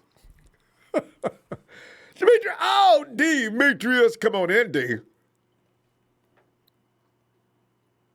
Ronbo. Demetrius.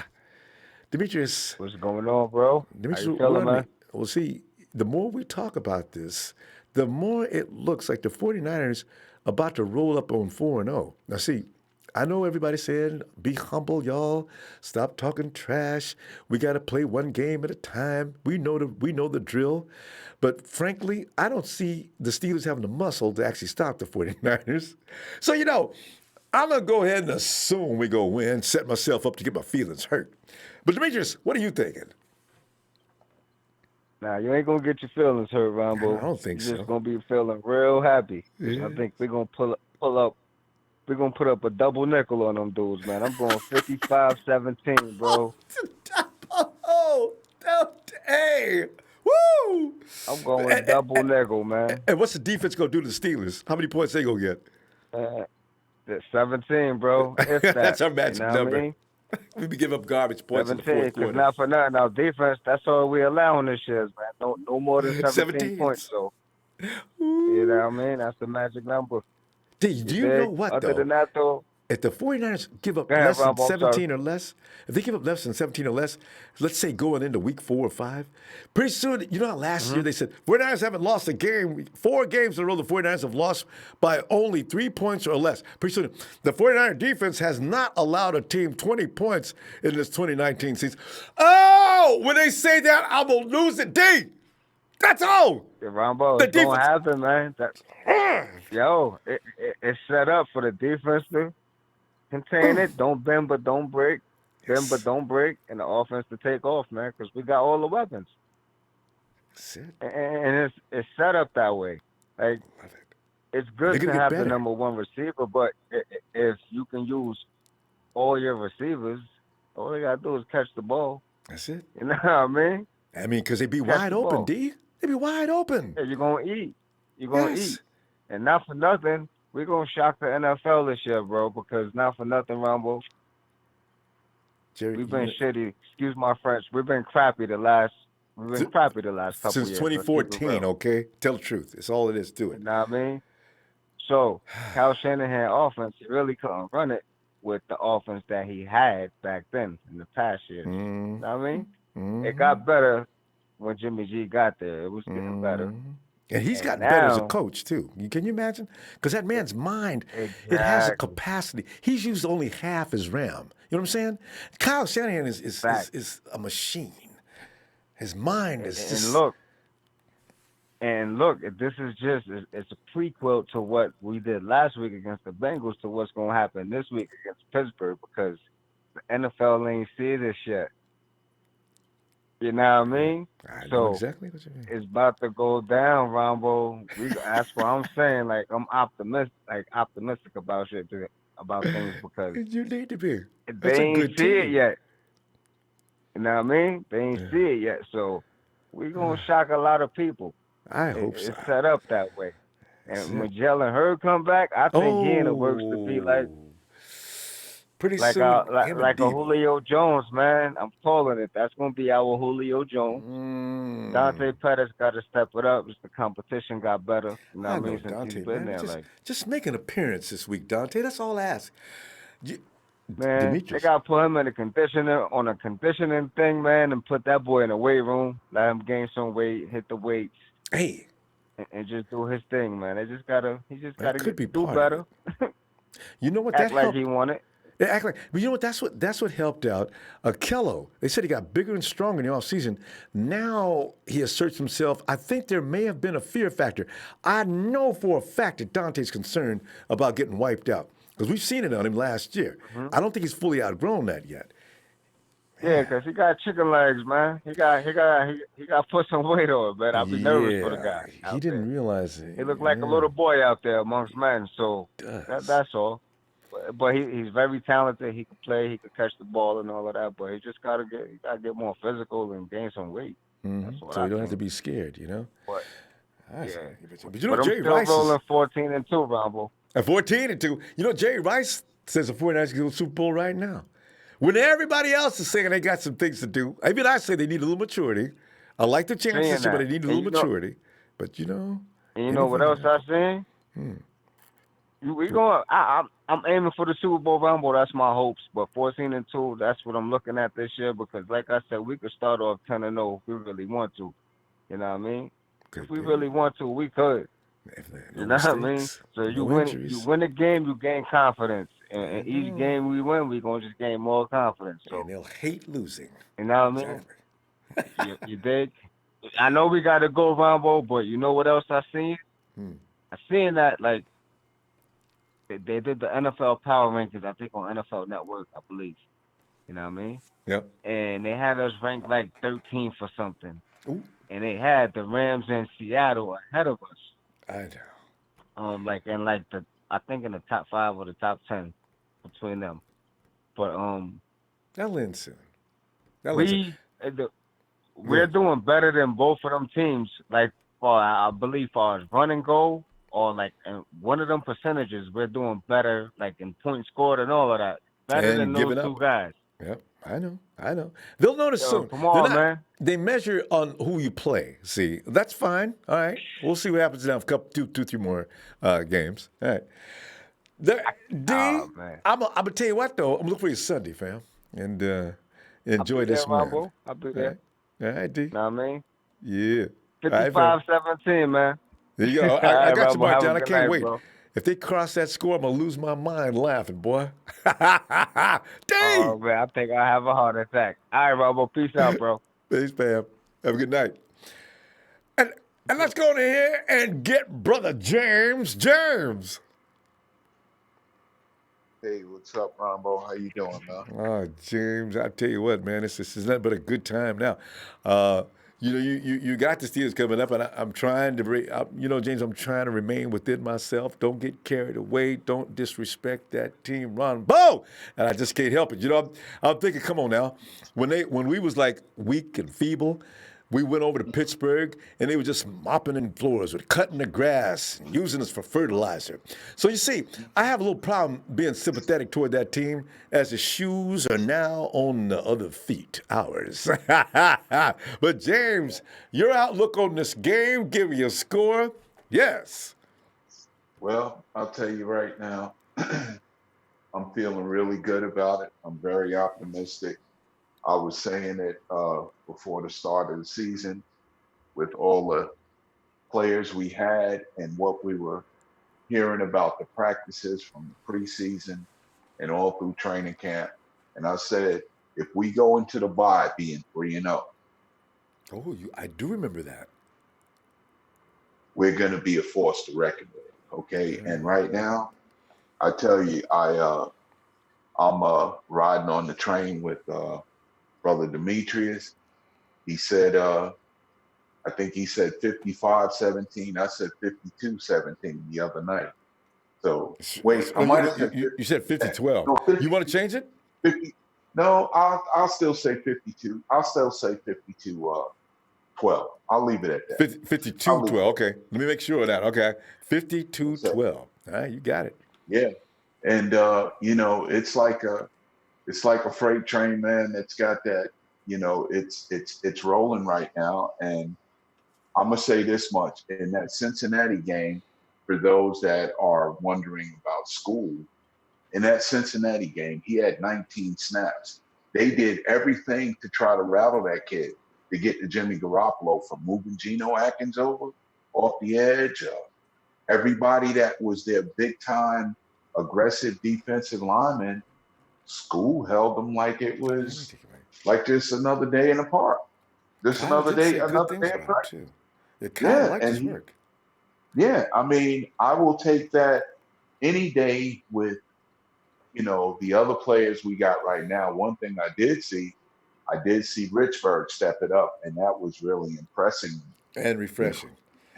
Refreshing. But like I said, I think we're going to, right now, this team, very rarely do you see teams that are balanced like this, that, their defense and offense can hurt you. Yes. Right. Both can hurt you. Both sides of the whole team itself, offensively, defensively, and special teams, they can hurt you. So at that's the end old of the day, school.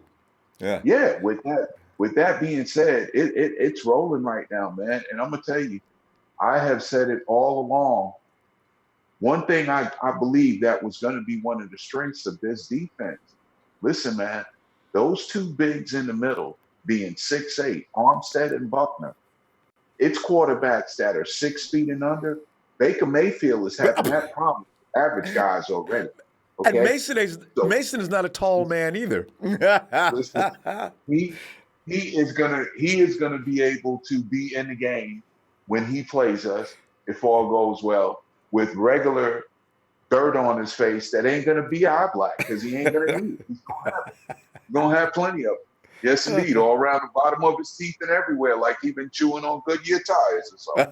But, yeah, yes, sir. So, it is what it is, and right now we're primed, man. And this is, let me tell you something. I tell you right now, I see Levi hosting the NFC Championship in 2020. I'm just going to put that out there right now. That's what I keep seeing. Okay. It's in my vision. Okay. That I keep seeing that. And right now, if we can just stay healthy, man, I'm telling you, I looked at what they said about us in the defensive statistics. We're top. We're atop the defensive standings, and like it's unbelievable the different categories that, I was just amazed because of the things they're doing. And you also stated, you said, look at how this team has scored points this year. Yeah, in 2 games, we've scored 72 points, and we got 28 points called back off of our defense. Yes. It was 4 touchdowns, 3 That's in the what first I'm talking game, about. and one in the game against the Bengals. And how many sacks we got, James? How many sacks we got? And ain't ran a blitz yet. Ain't ran a blitz yet. Ain't ran a blitz yet. I think we have. I'm not sure on the sacks. I want to say that I know it's more than 4. I do believe it's more than 4. I think it might be Sacks. We had that 6, many in the first game, I think. 6 or 7. It might be 6 or 7 because I know Mickey got a sack against Dalton. So did Buckner, and I think Buckner and Bosa got sacks against Andy Dalton. I do believe. I could be wrong now, but I know Bosa, and don't forget, they led the game while Eric Armstead grabbed him some red rifle. I'm trying to tell you, listen, man, those big Eric guys. Armstead's got one in each game, actually. Yeah, so, those guys. That's exactly right. And didn't Bosa get one up? At first game, yeah. The first game he did, but the second game I think he made up for it in the pressures. Yeah, all them quarterback hits. You know? James, let me go ahead and stop all this good time. Let's continue this good time after the game. Okay, Ronbo. Thank you for what you do, for the platform you provide. Thanks to the whole Niner Empire for hanging in there. And this is our time right now. Niner Empire, Niner for life. Have a great evening. Be blessed, man. There you go. And hey, James, one question though: Are you gonna be at Nuno's? You gonna be at Nuno's this weekend?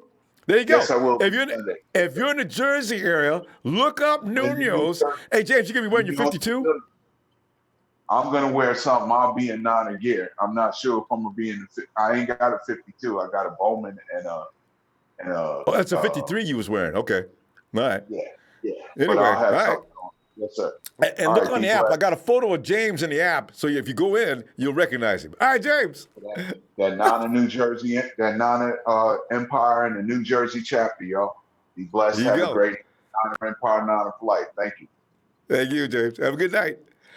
Let us go to the PP player partner, Will. Ronbo, what's up, man? Listen, Will, I'm trying, as I said earlier, I've been trying to be polite, be humble. My mama didn't raise me to mistreat others and don't be laughing at people. But the thing is, I am kind of amused right now, setting myself up to get my feelings hurt, as I said earlier when I was talking to Demetrius. If the Steelers come in and whoop us, I'm going to be like hiding under the table talking to y'all. But right now, I don't see it. I can't imagine it, and I ain't even thinking about losing. Well, I want you to tell me what you figure is going to happen in this game and give me a score as to how brutal it's going to be. Well, man, everybody has a right to feel good. We 2-0, man. When you're a fan of your team, man, you're supposed to feel good. You're supposed to know week in and week out that your team gonna win. But you still got to wait and see what the outcome be, man. But I'm gonna be talking like this when we play the Browns. Right. I still don't trust. Yeah, man. So everybody had that right to feel good, man. I'm feeling good too, man. I feel we're gonna go in and do what we got to do, but at the same time, man, you just can't underestimate any team because this is any given Sunday, and this is the NFL, and playing in the NFL is hard because it's all about every inch. And one little mistake, one missed assignment on a play can cost you a touchdown or a turnover or anything like that. So, true. But yeah, man, Kyle and John Lynch are doing everything, to my satisfaction. It shows. This is year 3, we 2-0. This is what we expected. We expected to come out early in the season, win a ball game. That's what we doing. This game coming up Sunday, man. We just need to keep that same energy that we've been having since the past 2 weeks, man. Kyle just keep doing what he's doing with Jimmy. Give him his plays, let him execute it to the best of his ability, man. Offensive line, running backs to continue to run the ball, get yards, keep moving the chains, keep running the clock. Make sure we have possession for a long time, man. It's all about possession. Receiver stepping up, catching passes, man. Doing your job. Justin School gonna be all right. It's gonna be times where he's gonna be on the island by himself. He's gonna have to, hold up for his own, and there's gonna be times where he's gonna get him help. Kyle Shanahan knows that. He's gonna need a little help. So he's gonna get that help. Toilolo and George Kittle go be watching his back the whole time. Watch. Right. And on the defense side of the ball, man, to be honest with you, man, I don't think the ball the furthest the ball is gonna go is toward the linebackers. I don't think you can probably not even go towards the secondary. So Quan Alexander gonna be he's gonna be attached to that football. I believe he's gonna get another pick. I believe he may get a pick and a couple of PBUs. But you know, this is a rookie, man. Saleh needs to make this man beat us with his arm. He needs to make it so uncomfortable for him. He needs to confuse him all game long. So this is a rookie, and he ain't gonna know what to do when pressure's on. He getting illusions, yeah. and the pressure is on coming from the edge and the inside, and we showing him different things, and he thinking this is one thing and it's another. Saleh needs to go ahead and just make his mind boggled all game long. So I believe, man, if he do that, man, we gonna do good. So I mean, that's all I got for tonight, man. We gonna be all right. If we just do those things, man, we should come out and be successful. So my score for the night that the 49ers for Sunday will win. They will win.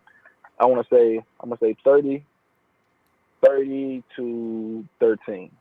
there you go. 13. All right. Now Will believes the 49ers will let up off the gas by the third quarter and cruise on in. 30-13. Well, I like that, you know what I'm saying? Yeah, I'll accept that. Touchdown and a couple of field goals maybe. Because, you know, I think their field goal kicker, is it them that has a questionable field goal kicker? Anyway, well, there you go. Will has spoken. Yeah. Will, I tell you what, I'll see you after the game, during the game, all that stuff. All right? All right, man. Shout out to you, Ronbo, man. Shout out to my TNT fam, man. My player partner, Dre, Trey, Trez, Big Show, Jared Fresh, Russo, Shay Lewis, man, Daniel, Red 49 hits, man. All them guys, man. Shout out to the Nighthawk fan club, man. Rico, Jared Fresh, Kenny, man. Silvio, all them guys, man. Hey, F the Rams, F Rudy. Yeah. They lost the Super Bowl. They only scored 3 points, and they will always and forever be bro. All right, Ronbo. Well, that's what I was trying to tell Trez the other day. He's going on about how, see how the Rams did? They went out and got them. They got to the Super Bowl. I said, yeah, but they broke. I'm using your stuff. Well, have a good night. Hey, Justin. It's Justin, too. Justin. I'm hello. Hey, Justin. Hey, what up? What up, my man? We having a pre-party. You know what I'm saying? It's like a tailgate program, man. We out here like having a good time already. Got extra. You want extra podcast. There you go. You know, you want a little extra sauce on your ribs. Or you sort of stay away from the pork. We got beef ribs. We got beef links over here. We got all vegetable hot dogs. Anything you want. All right. First thing I'm gonna do, I'm gonna give mine and my dad's scores. All right, my dad's score is 42-16 Niners. Wait, what? He has us. My dad's score is 42-16 Niners. 42-16 for Justin's dad on that one. 16, not 17. And then my score is 38-17 Niners. 38-17. Justin takes his foot off the gas a little bit and says 38-17. All right, there you go. What I'm saying. My dad got him getting a couple field goals, but no, all right. Now we can get up onto the chat. Right. Honestly, my thoughts on this Trent Taylor thing, I think it's going to end up being a blessing in disguise. I think it's going to allow Jimmy Garoppolo to build, chemistry with Debo, Hurd, Richie James, Bourne, all these other players, because in camp he was focusing mainly on Kittle and Taylor. That'll let him get out of the curve so it won't be so predictable. There you go.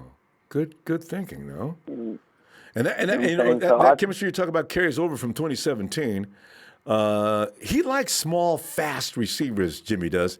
But he needs that's his little security blanket. Yeah. It's a security blanket. But no, I want him to get that chemistry with Hurd and Debo mainly. You know what I'm saying?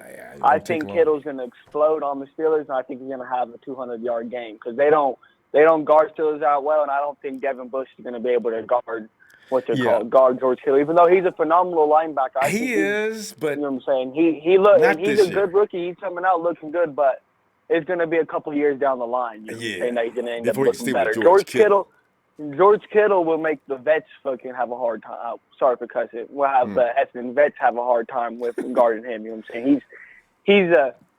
He's held to game plan for. But I have one question for you. What's it called? Do you think Breida is the starter regardless when Coleman and if ever McKinnon gets on this team next year? You know what? It's always going to be whatever Kyle has in mind. He's going to look at a team and see where they're weak. If you can run on them, it's going to be Matty B all day. If you can put their linebackers in jeopardy, then you got Coleman going. Kyle doesn't have – everybody looks at it as a starter as being the dude. It's not I don't about know. that. I think Moser might be better at the pass game than Tevin Coleman.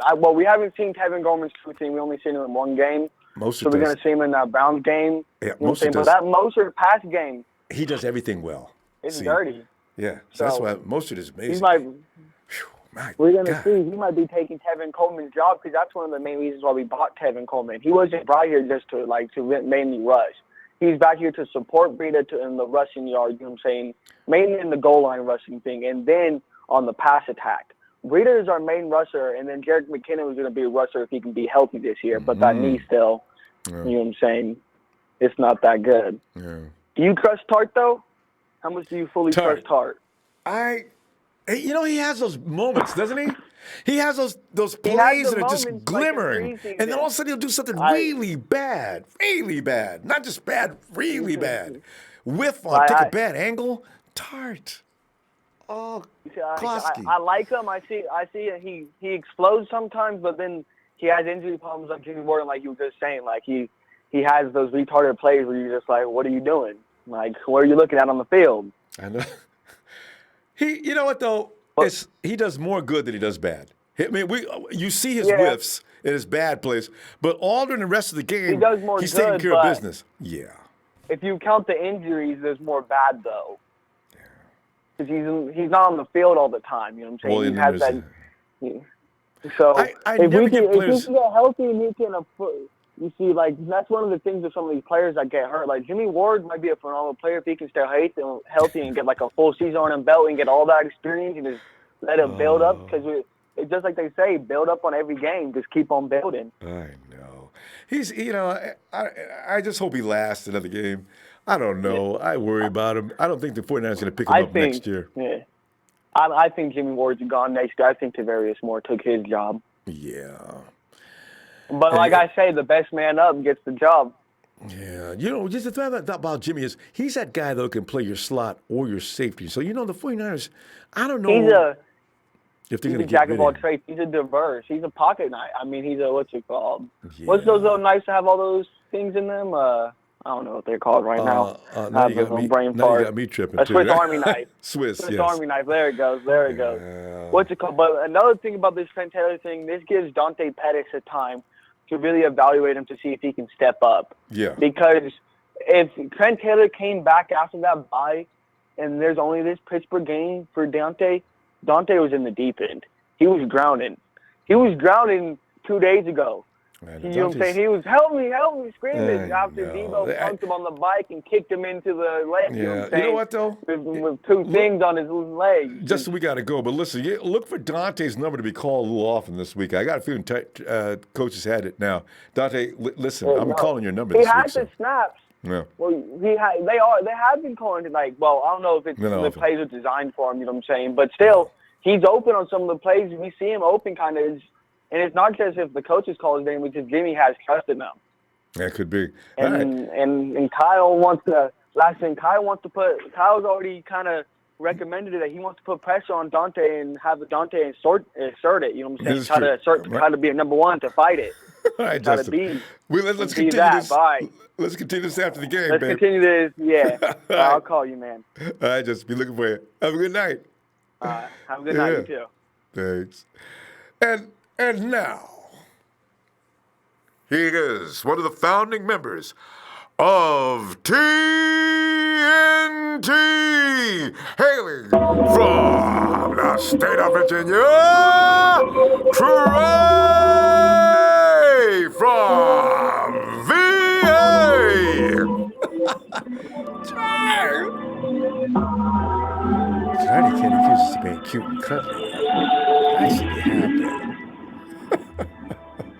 been. Well, Trey. Finally. Yes. And I do mean finally. Trey, it has been outrageously cute and cuddly here tonight, I must admit. The amount of tenderness, the amount of cute. If we could just all grab hands right now and just touch the person right next to you and just cuddle them. Yes. Just let them know. Now, shout out to you, Ronbo. Shout out to production.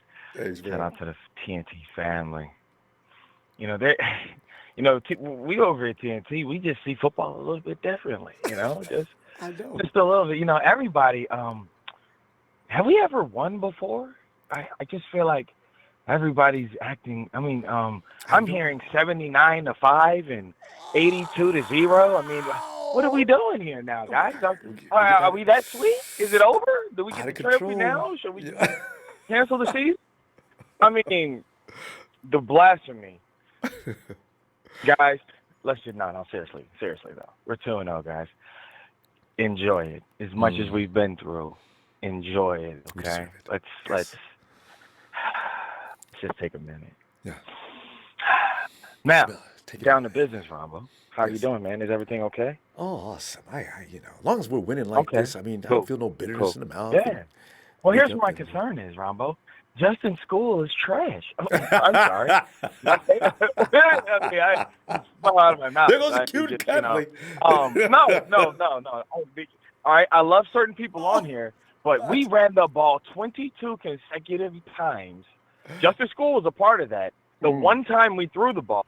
So if you can show me tape of Justin School pass blocking three plays, not straight plays, 3 plays of him pass blocking in last game, I won't call.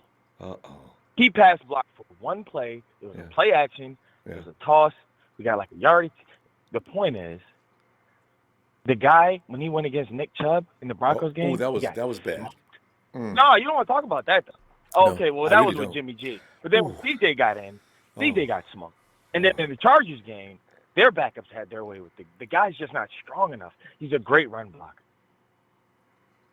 He's a great run blocker. Yeah, so that's why they signed Sam Young. He's got to get that. Sam Young's going to be our starting left tackle by week 5 right after that. Maybe by Sunday. I have faith. I have faith in Sam Young. I saw some things in the preseason that actually, he's a vet. He's big. See, I just don't think Justin School is strong enough. Yeah, that's my only problem. Just a child. He doesn't look strong. He has no definition. I've never seen I saw those arms. An offensive line that bothered me, too. He looks like an 8th grader, Ronbo. There's no bicep, nothing. He needs Joe Staley's going to school him up and maybe get him some protein and put some extra weights on that bar. He does have great feet. He does have great feet. Yeah. That's why we drafted him. He doesn't need to be a little stronger. And that's a concern, but we can put a tight end, hopefully, Chip. But remember we talked about that schematic advantage, Ronbo?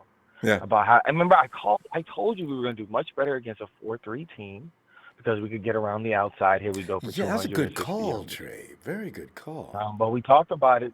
People act like we don't know, we don't watch the tape, like real tape. Yeah. This week, the outside's going to be harder to get because you're going against Bud Dupree. And you're going against TJ Watt. TJ, yeah.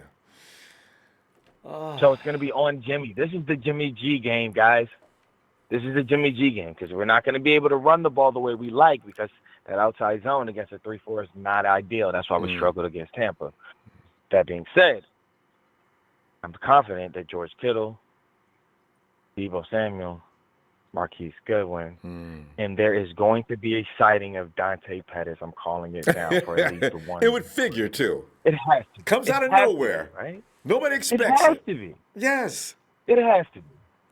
And I told you that Trent Taylor injury was more serious than everybody. Oh, Trent will be back by week 1. I say, a foot injury doesn't get better. Didn't I say that? That's a famous injury. Didn't I say it doesn't get better? Yes, you did. It doesn't get better.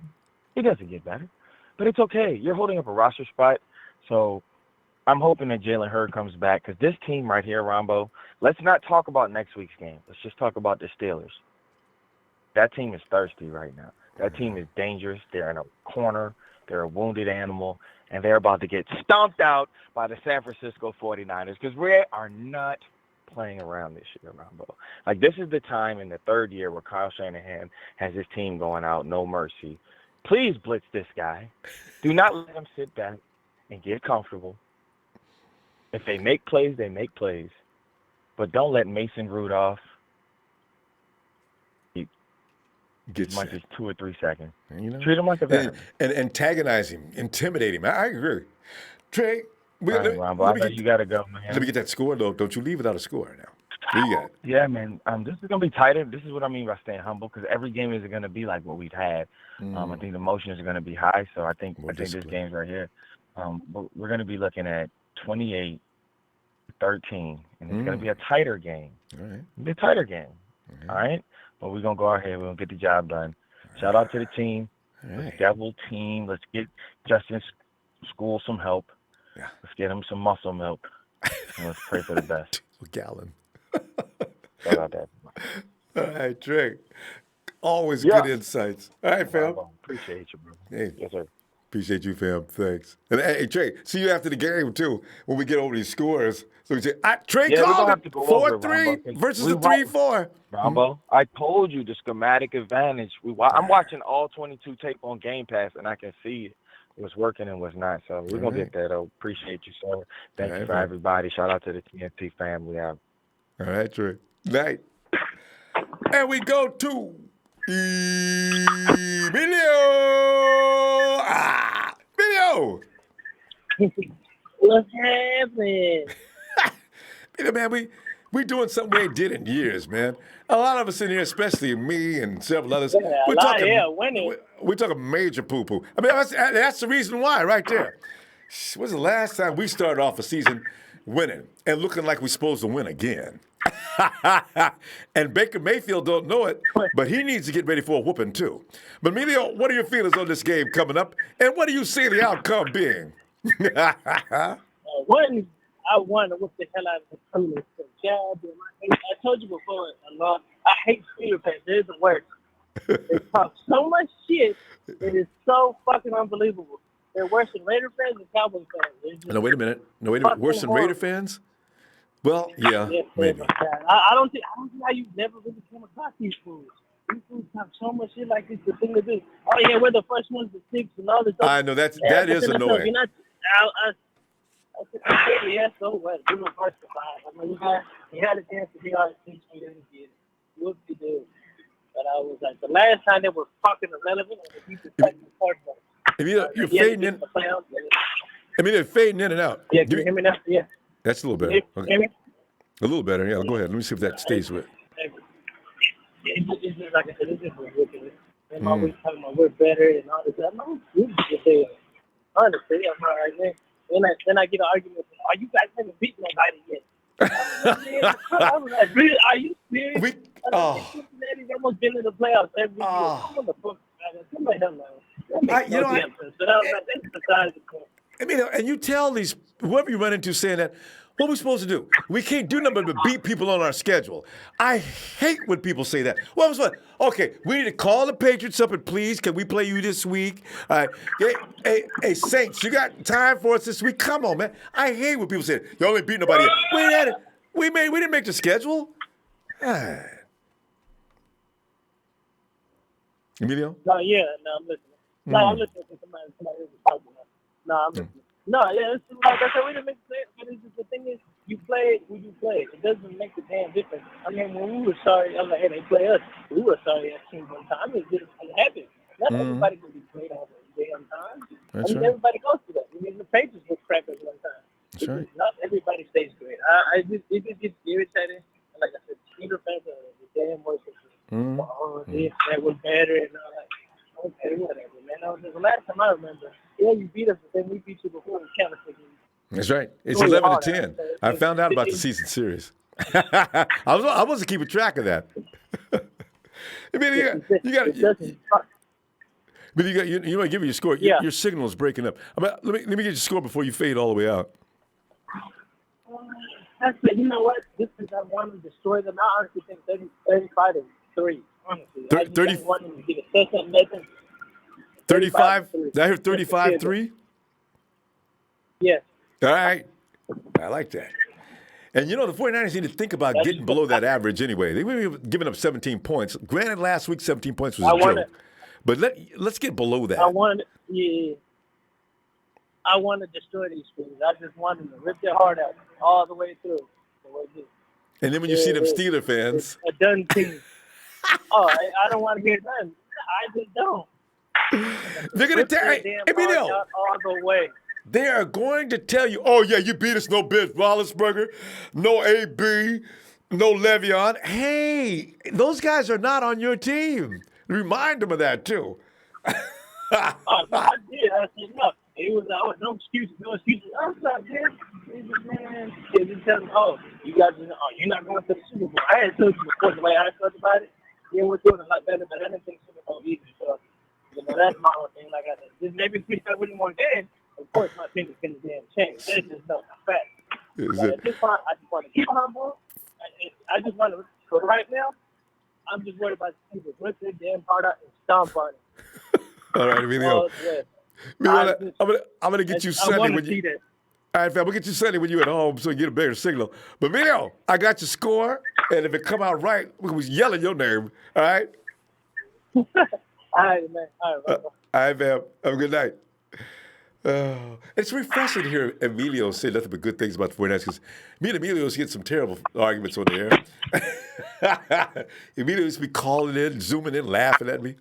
Hey, Griffin. Hey, what's up, Ronbo? I've been waiting for like 2 hours to talk. Sorry. Griffin, we get a lot of phone calls every now and then that happens, but But yeah, Griffin, now that you're here, Griffin, tell me about this game coming up Sunday, and what's your anticipation?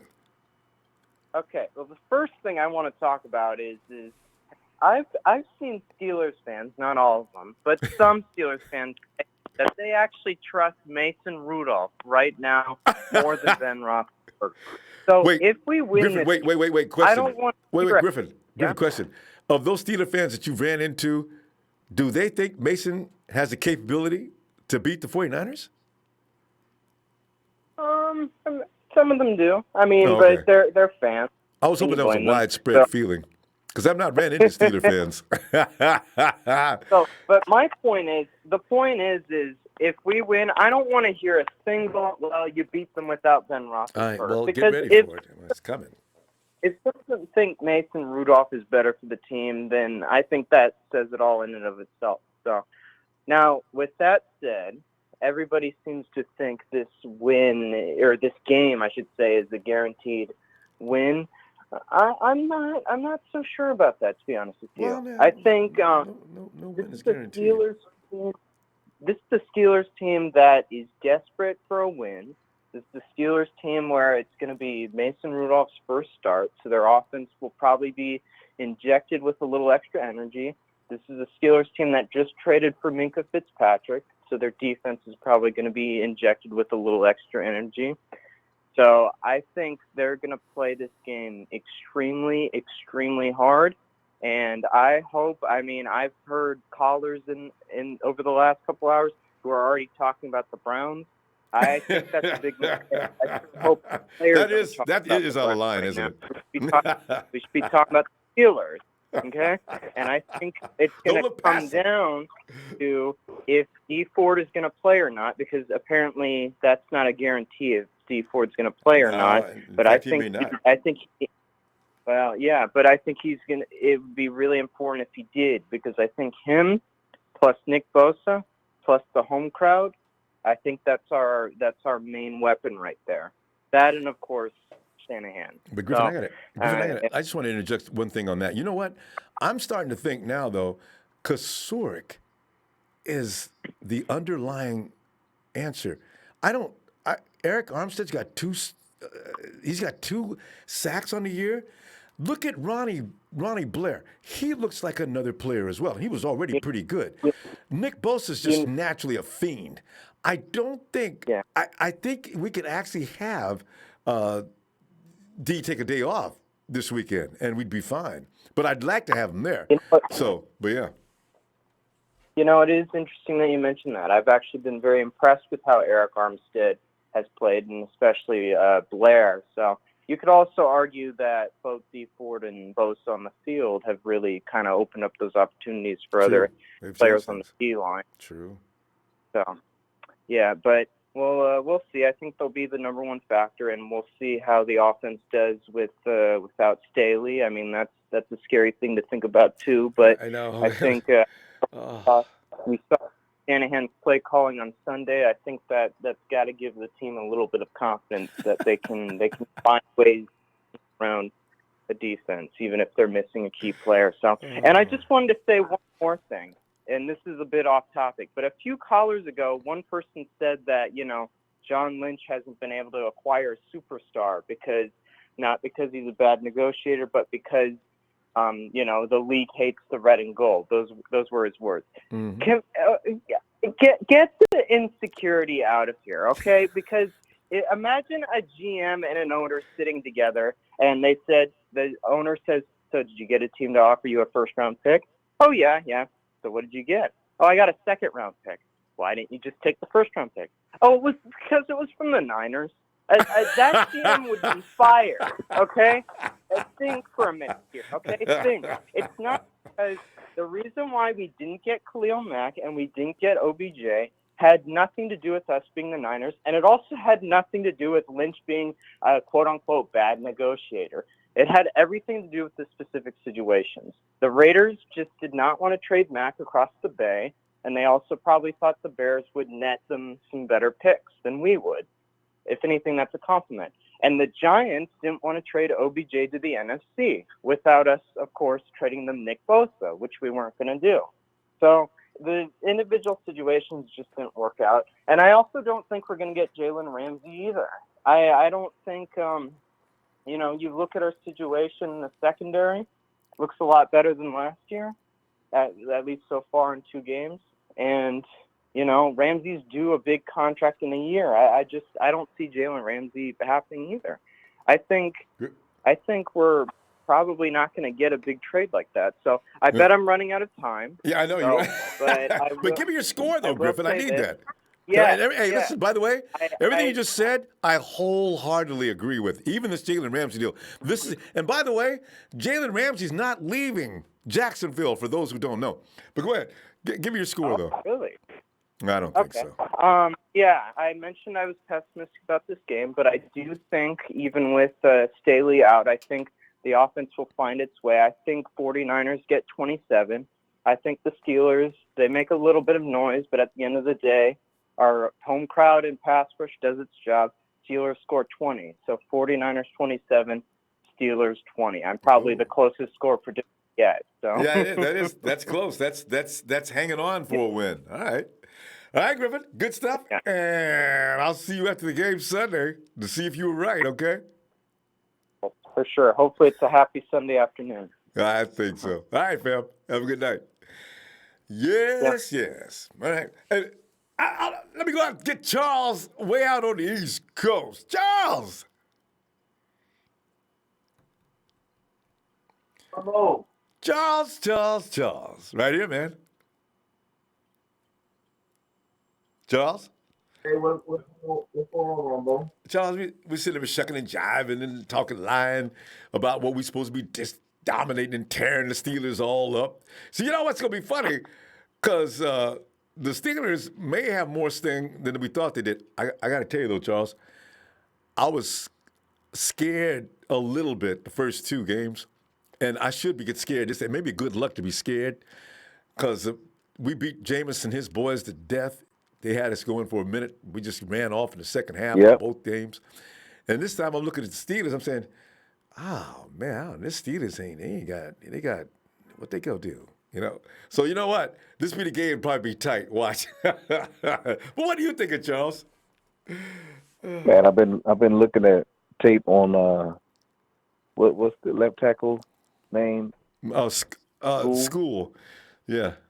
School. Yeah.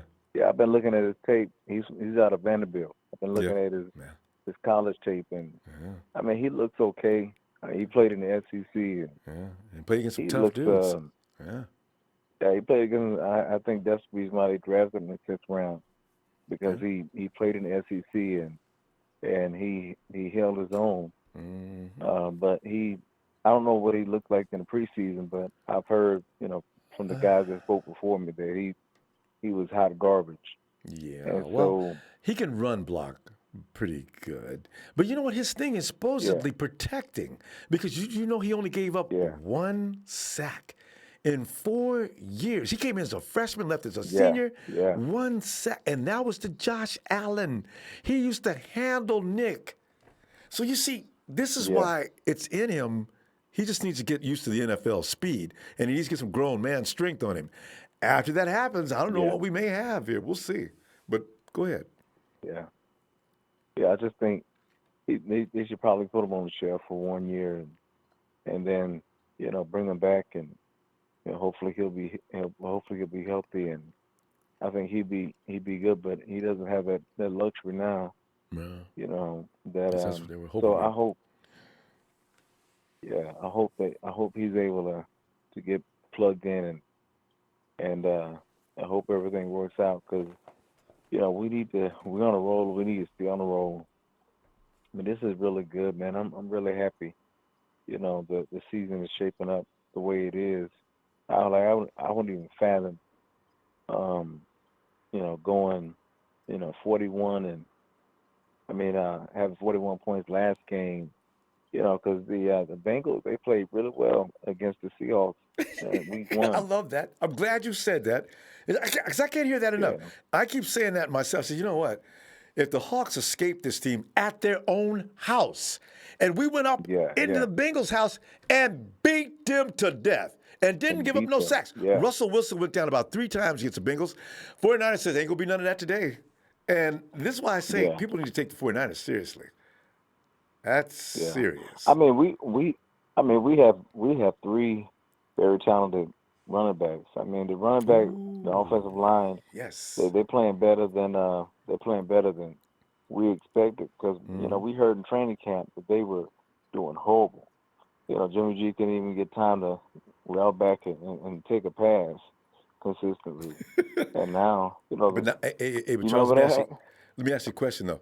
Now you understand though why these defenses we're seeing now, they don't have after you get through dealing with the 49ers defense on a daily basis, these other defenses are good time. That's fun. If I'm the 49ers offense, we're glad we could get away from the house. Man, our own defense is just killing us. So you see, I think that's what's translating now. Yeah, it is because, man, you see number 91, Eric Armstead, man, he's had sacks in both of the games. I'm like, he sacked the Bengals starting quarterback, the first player of the game. I was like, wow, this guy, he's busting through the seams, and he's like, I'm going to get mine. This is my contract year. He's like, this is my contract year. I'm going to get me a contract partner. Hey, I'm going to get me 12 sacks this year. But he's also healthy. And he was healthy last year, but the chemistry was a little different. Kasurik wasn't there. Kasurik is making a lot of difference, Charles. I don't know what he's teaching them dudes, what he's feeding them, or what. I hope they don't take any of our guys in for drug testing. But that defensive line looks insane. They really look crazy sometimes. And they blitz nobody. And look at how many sacks they got this year. Oh, I like what I'm seeing. And we don't even have Bosa back 100%. Healthy. He's half stepping. Yeah, he's half stepping. So I'm really glad that I just hope Ford stays healthy. And I'm worried about him. I think it's probably just a scheme issue with him. I think Shanahan is keeping him on questionable just to keep the defense, just to keep the offense off balance. I think that's probably he's probably playing mind games with the offense. Good idea too. We gotta get you, Charles. We gotta get your score though, because we got to go. It's gotten late. We can catch some people before they go to bed. But Charles? What is your score? All right, I'm gonna say 28-10. I'm only gonna say 28-10 because of school. I don't know how he's gonna play. I mean, all right. Understandable. I'll say that. I know we have a good time in offense, and I know we can get the ball in our playmakers' hands, and so I'll I'll just say that. I All right. don't think School is a total scrub, but he I needs think, some time. He's a he, rookie, and it makes sense. We'll see.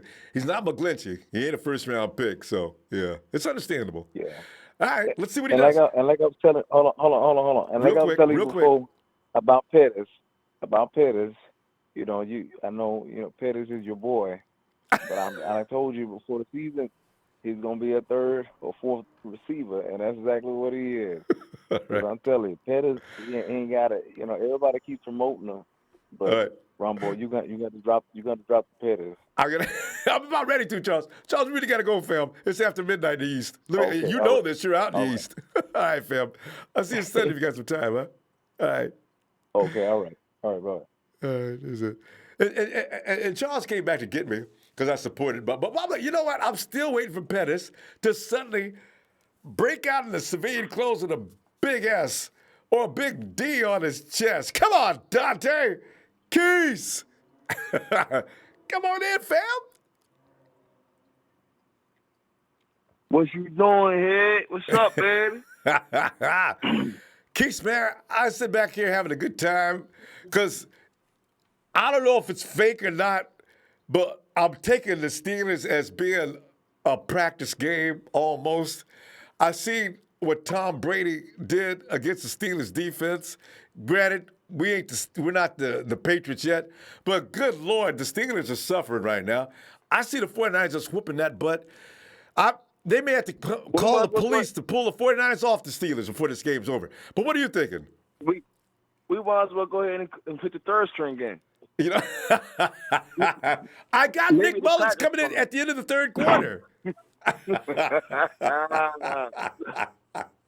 On their edge. I ain't going to get Jimmy hurt. And the score is like the 49ers are leading 42-3 as we head into the fourth quarter. Kyle Shanahan's looking down his bench, and it looks like Nick Mullins is warming up. I want to hear that so bad.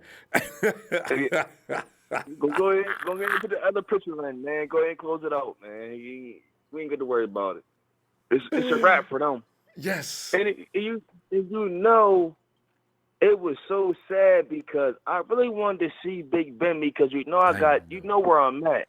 Yes. I'm on the East Coast. I got these bullshit-ass Eagles fans. They're the worst. And I got these bullshit-ass Pittsburgh fans. And I told my uncle, I said, I'm going to sit right next to you. And now he hiding because Big Ben is hurt. See? Don't listen.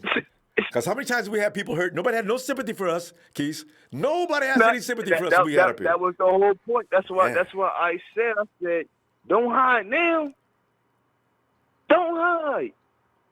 But hey, remember we was talking about this, and Big Show was talking about don't get Bosa, don't get this person. And I love Big Show. I love my team. We all do. Guy. You know what I'm saying? Yeah. But remember when I was saying this is our year, and I said brick by brick. Do you see what we got going on? I do. And it's really quiet. Because they really they still are disrespecting us. Yeah. Ain't that some shit? You see what Ryan Clark did, right? Ryan Clark just showed his behind on ESPN. They were talking about some of the pretenders versus 2-0 teams. Who are the pretenders? Ryan Clark jumps up like he was mad or something. I'm going to tell you right now, the 49ers don't belong on this list, and Buffalo should be ahead of them. What? Yeah, he did. Oh, you didn't know? He said it on First Take? He said it on ESPN. It was just, I forget what the segment was, but they just had They had three people in the room, and they put the teams listed, all 2-0 teams. Who's a pretender out of the undefeated teams in the season so far? Buffalo, 49ers were ranked ahead of Buffalo like they should be. And Ryan jumps up, runs across from. I tell you right now, it shouldn't be on there. 49ers. Jimmy G, man, he ain't looking that sharp. Plow said that and got any scheme and everybody open. I said, that's football, you dick. Okay, you know what? Hey, bro. This is what I'm talking about with disrespect. He needs to be drug tested. He does. He has drugs in the system.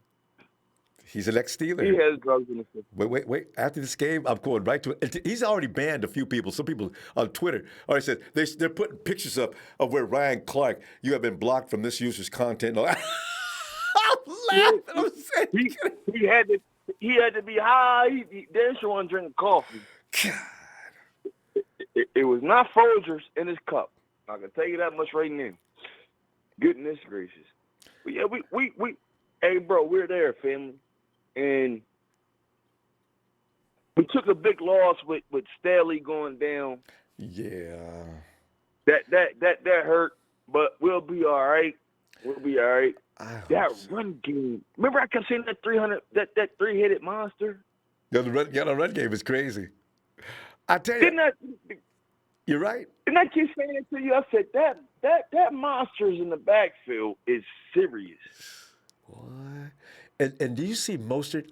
Mostert's got like him and Breda. They got eyes. They got like computer sensors. Them dudes can find a hole, and that acceleration. You see them. They'll skip up to a spot, and all of a sudden they just explode. And I'm saying, look how these dudes, man. Oh, that's crazy. Well, I kept saying that from the beginning because that's why when everybody was saying, I was like, no, we can't do that because we need a four-headed monster because look at it. Coleman's out. Yep. McKinnon's gone. Homeboy was gone. Yeah. You know what I'm saying? I'm just glad they bring Jeffrey Wilson back. Then they got the guy that came from the practice squad, but he was doing this shit in preseason. He's a bad dude. I was crying. I said, man, we got to get rid of people like Jeffrey Wilson. This don't make no sense. And now look at not at all. Not at all. That's the closer. That's the closer. Keese. Marquise and Heem take the ball all the way downfield. Get out the way, y'all. Let me have it. Get out the way. Let me have it. Get the ball to Jeffrey Wilson. Here he comes. Dragging people into the end zone and everything. Woo! Keese. He smacked them. He smacked them twice. Didn't he smack them? He smacked them twice. He just don't. The legs keep driving. Keese, we're gonna run. Give me a score, Keese. What's gonna happen in this game as far as score? You said, well, didn't you just give it to us?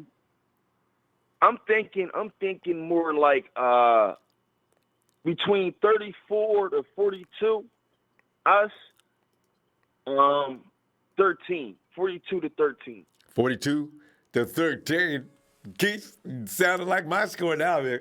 I got 44-10. All right, Keith. I wouldn't go under, but you know, we're gonna see what is gonna happen, but better believe it. Because they should look sharper this week than they did last two, and that makes it really potent. All right.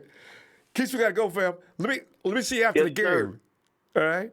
I'm gonna talk to you Sunday. Hey, Big Show, you know I love you, but I told you about that guy Bosa. Old State all day, baby. The Buccaneers. You see what we doing out there, man. You know what I'm saying? But I do love you.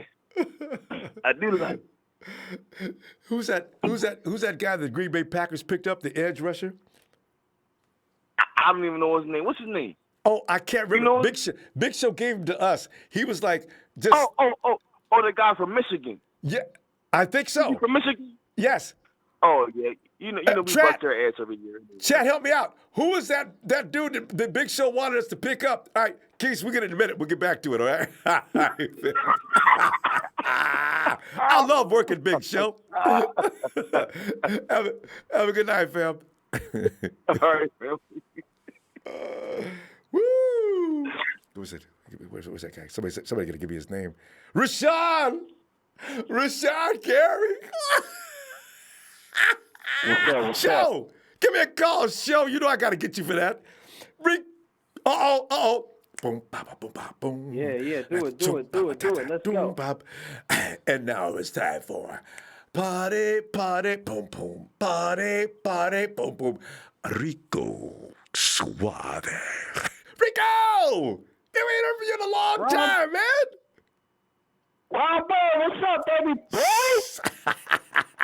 Rico, man, we're just sitting back here talking crap. You know, and this will be the last week to talk crap for a long time because I ain't going to be talking no crap when it comes to the Browns. I don't care if they are asleep. And then, of course, we got the Rams, and it gets crazy for a while. So you know what? This is the last game to say, oh, yuck, yuck, look at this. Oh, you know. But what are you thinking, fam? Ronbo. You. All right, let me tell you. First of all, let me open it up like this. Shout out to you and everything you do for us, the platform you provide. I love you. Thanks, fam. But real quick, a question: Pretenders, really? Nah, we ain't no pretenders, man. Oh no, the man is. I don't know what that was about. And he was all emotional, getting loud, crazy. People had to calm him down. So, man, what's wrong with him? God. Well, you know, that's his ex-team, so of course he's going to do that. Yes, see. But I know we're running out of time, but shout out, of course, first of all to you, and shout out to player partner Will, the whole squad. But I got predictions, man. Right. Debo will have a great game. Kittle will ball out. Bosa will have 2 sacks. And ooh, nice. I'm gonna wait till the end until we finish the call to get my prediction. But how you feeling about this game? You feeling it? I'm feeling it. I mean, I'm thinking like go ahead and get the party streamers out and everything. You know, because this is the Steelers and we owe them, Rico. Remember how they manhandled the 49ers last time we played them? Just ran us out of the state of PA. You know, I really want to. You know, I'm sorry Ben Roethlisberger got hurt, and I'm sorry that AB left and Le'Veon's over in New York, but that's just the way it goes. And we was like struggling that day, and that's the way it works in the NFL, you know? So it's their time to get a whooping, and they're going to get one. Yeah, they're gonna get a whooping, man. But like everybody says, this is the NFL. We can't take any team lightly, and like we always say, one game at a time. You know what I'm saying? So I really do think we're gonna kick their ass, but you know, just let's hope for let's just say let's hope that Rudolph plays like a rookie, like a piece of shit. Sorry, but that pressure, that pressure we got, man. That pressure's great, man. We've been doing good, man. God, I love that. That pressure's looking good, man. It ain't having the blitz and no stuff. It's just raw savage. Just let them play like they want to. Freestyling. What about it's just coming through there like, did you see that first snap, Rico? I mean, Andy Dalton said, whoa, whoa, whoa, whoa. What's up with this? You know? and the crazy thing about that, I know we don't have a lot of time, but the crazy thing about it, everybody's like, oh, well, you know, you can't take any team lightly. Okay, we can understand that. True. But it's like, okay, well, the first game, won. Okay, Jameis Winston, he threw interception, and then the second game, we blew him out. And it's like, okay, what is the excuse now? If Kyle Shanahan, he is on a mission, man. Like I told everybody, he's on a mission, and that playbook is like maybe less than a quarter of a way open.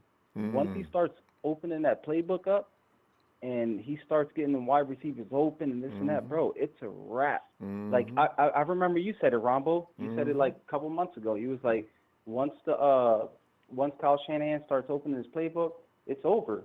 Because last year we was down and we lost like what? I think we did the count. It was like 4, 5, 6 games where we was down by like 3 points or like a touchdown. And couldn't overcome. This year, what's the excuse? Yeah. None. Now we got the pieces. We got the talent. Defense. We got the pieces to the puzzle. We got like, bro, it's on, bro. It's on. It's you know, and just like you're saying, that offense is already moving faster now. Faster. That speed is going to pick up as they absorb and do things by reflex. No longer having to think. Just do it. And I'm gonna tell you one thing because I know we don't have enough time, but Quan Alexander, he is a monster. He's a monster. He's a beast. And he's worth every dollar they paid him too. Rico, let me give you a score though, fam. What are you thinking? Okay, so my score is 42 Niners, 27 the shitty ass Steelers. I say we get 4 touchdowns. Yeah. Seriously, I say 42. We get 4 touchdowns, 4 field goals, and 1 safety. And that's a bold prediction because we're going to put that pressure on them. So I say 42-27, and we're going to win. There you go. See what happens. And that safety is probably it's always in the books when you got Mitch Wish putting people on the 1 yard line. All right, yeah. Rico. So good to hear from you, fam. Let me see you after No the doubt. game if you get a chance. I know you're busy, so after the game, No doubt. if you can, let us hear from you. All right, well, shout out to you, Ronbo, first and Thanks, foremost. Shout out to the Nighthawk fan club. Shout out to the TNT family and all the Niner empires all over the world. And you already know how I do.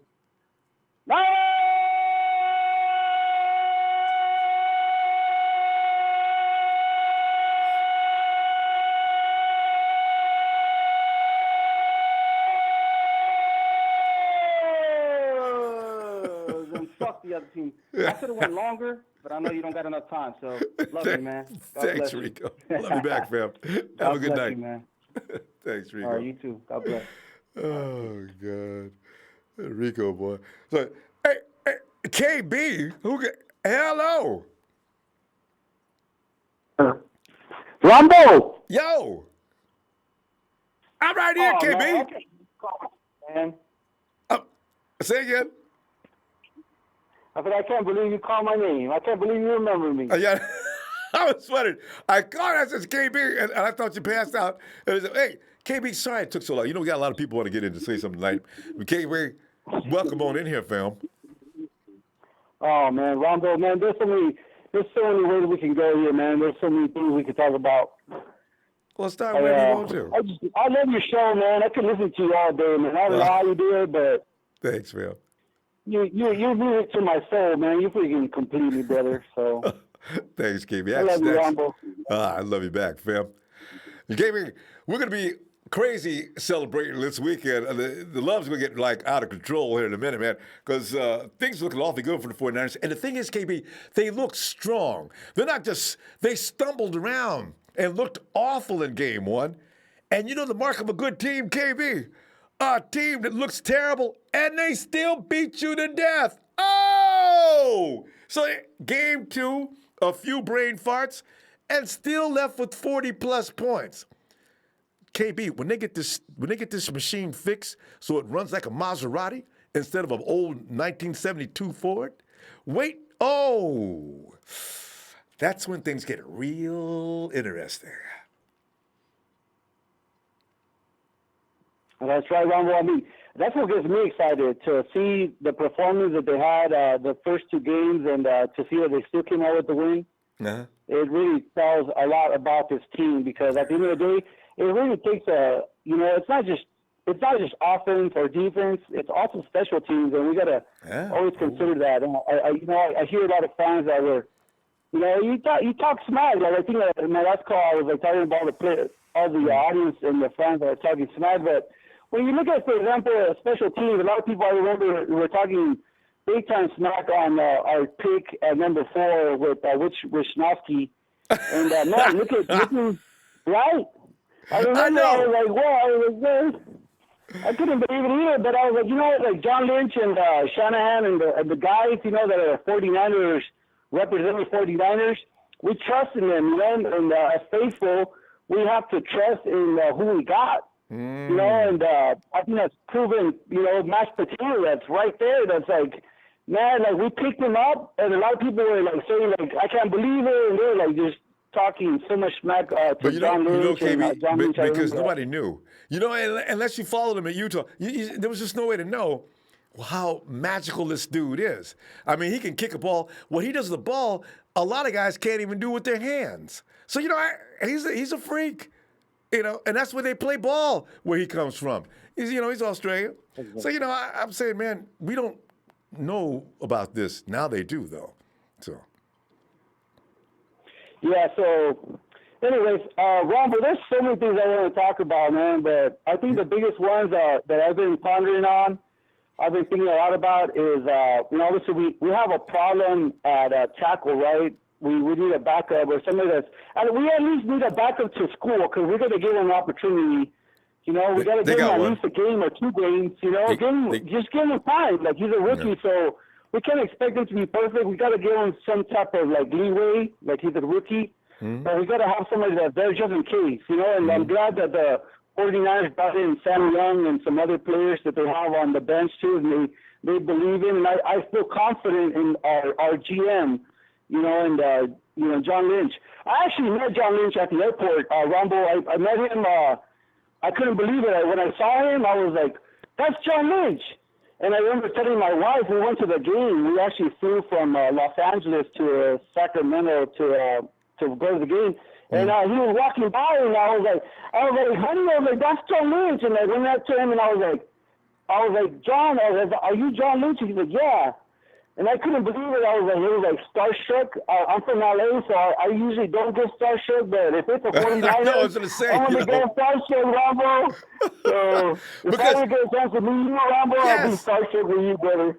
Because one of the things is, you can feel when John Lynch is walking by, I don't care what, Vin Diesel, who else? Some of your favorite actors can be walking down the street. You guys are used to that in L.A., but John Lynch is somebody who all of us 49er fans will consider as being, that's a little bit above your everyday star, okay? If I see Nick Bosa or Jimmy G, who's probably going to have bodyguards around him anyway, but some of these guys walk past you, whoa, wait, let me just say hi to me, I'll be satisfied, right? This is the kind of thing where it takes precedence in your priorities and everything, so I hear you. Hey, John, acknowledge. John's a very friendly guy. He's out at the tailgates and doing everything else. Did he say hi to you? So I pondered that moment. Now that it happened, I was like, man, and I tell all you Niner faithful out there is to really ponder that moment when you get in front of John Lynch, because at the end of the day, you only get one opportunity, and at the end of the day, I didn't capitalize like I should have. I would have loved to have a game plan with him. But it was just on the moment. You can't think when you're in that situation. You think after you leave. Like, yeah. I'm so glad. I just took a picture with him, and he was such a gentleman, Ronbo. He took a picture with me. That's the way he is. And he actually came back. He was actually walking by, and he came back and took a picture with me, and I was like, I just couldn't believe it. It was so awesome. Maybe when he gets a 40 cheeks. Yeah. He's real people. Anyways, Ronbo, what I've been pondering real quick is score? An offensive tackle. And, in the draft, look for that to be the case in the draft. We're going to see what School looks like. He may be better than just what he looks like right now. He was a project anyway, but he's being put into action a little earlier than the 49ers wanted to. So we'll see what happens with that. But there's definitely going to be an offensive lineman first-round pick next year pretty much. But anyway. Absolutely. Yeah. Absolutely. This is his opportunity. But, Ronbo, this is what I'm thinking. We got an extra player there, man. He's a first-year quarterback. I think he starts also known as Mr. Pep. Oh, there you are. Okay. Yeah, I really feel there's a few handful of teams that really need a quarterback. So why don't we try to make a trade, with the offensive linemen and the offensive tacklers and put into that void. And also too, Ronbo, I wanted to ask you real quick. Man, Taco Charlton. I can't believe it's debatable. Cowboys let him go. Taco's already, somebody picked. Did it already happen, but Ronbo? Did we pass on Taco? No, Taco's already been picked up by the Dolphins, I think. He got picked up? Yeah, by the Dolphins. I think that was the Dolphins that picked him up. All right, so I'm late on that. I've been wanting to keep up on Taco because how hard it is to find edge rushers. Taco, I tell you what, KB, when you get a chance, go look at Taco's stats. He's really bad. I don't know what happened to him, but but he's got no numbers, he's got no sacks. He's been there for how many years? 2-3 years. He's really not that good. Anyway, but listen, KB, let me get your score because we're going to run out of time. What's going to be the score in this game? This is going to be hard. Okay, so I actually, before calling in, I was looking at the Steelers' defense. So based on their defense that they have, they're ranked number 27 as far as passing defense. So for any listeners listening right now to the show and they're making their predictions, their defense, their passing defense is not that good. I really feel we're going to score at least 5. I was going to say 4, but I'm going to say 5 touchdowns, Ronbo. All right, so 35? Right. So whatever that is. So 5 touchdowns? Okay, so that's 35 points, provided we make the extra point. And, okay, so 35 points for the 49ers. What about the Steelers? How many points are they going to score in this defense? So So the Steelers, I mean, they're often they have a backup quarterback, obviously with Rudolph. But hey, man, he might come as a surprise. I was telling my wife that we don't know Rudolph. We haven't really seen him that much, but it could be a surprise. But I'm just going to see 2 touchdowns, so 14 plus a field goal, Right. 17 points, Ronbo. All right. Plus, KB. All right, fam, we're going to go because we got other folks waiting. It's getting late. 35-17 for you, KB. I'm going to put that down. That's your official prediction, all right? I'm going to make sure I get thanks to that. Hey, Ronbo, I just really quick, I wanted to shout out to my daughter. She's a big fan of your show. And every time she calls, she wants to call in. And I was like, no, you can't talk to Ronbo. But she loves you, man. Her name's Gianna. So Joanna? Did you say your name is Joanna? Yeah, Gianna. Gianna's her name. Wait, say it one more time because your sound's breaking up. All right. I love you, little lady. All right.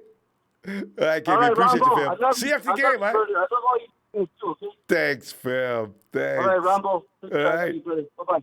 Night, KB. All right. Listen. There he is. Okie Niner finally checks in. We was wondering where you went tonight, Okie Niner. Looking at 6-2 at the midseason. And we got hot with little luck looking at an 8-0 run. I guess if we get hot with little luck, 8-0 run. That's a scary projection.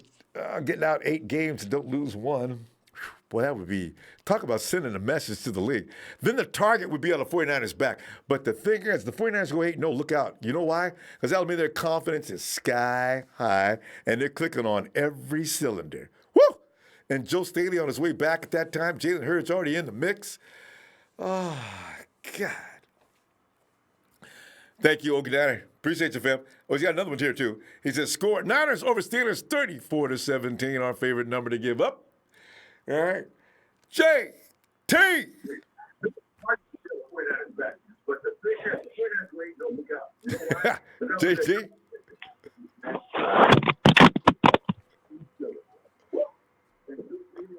JT.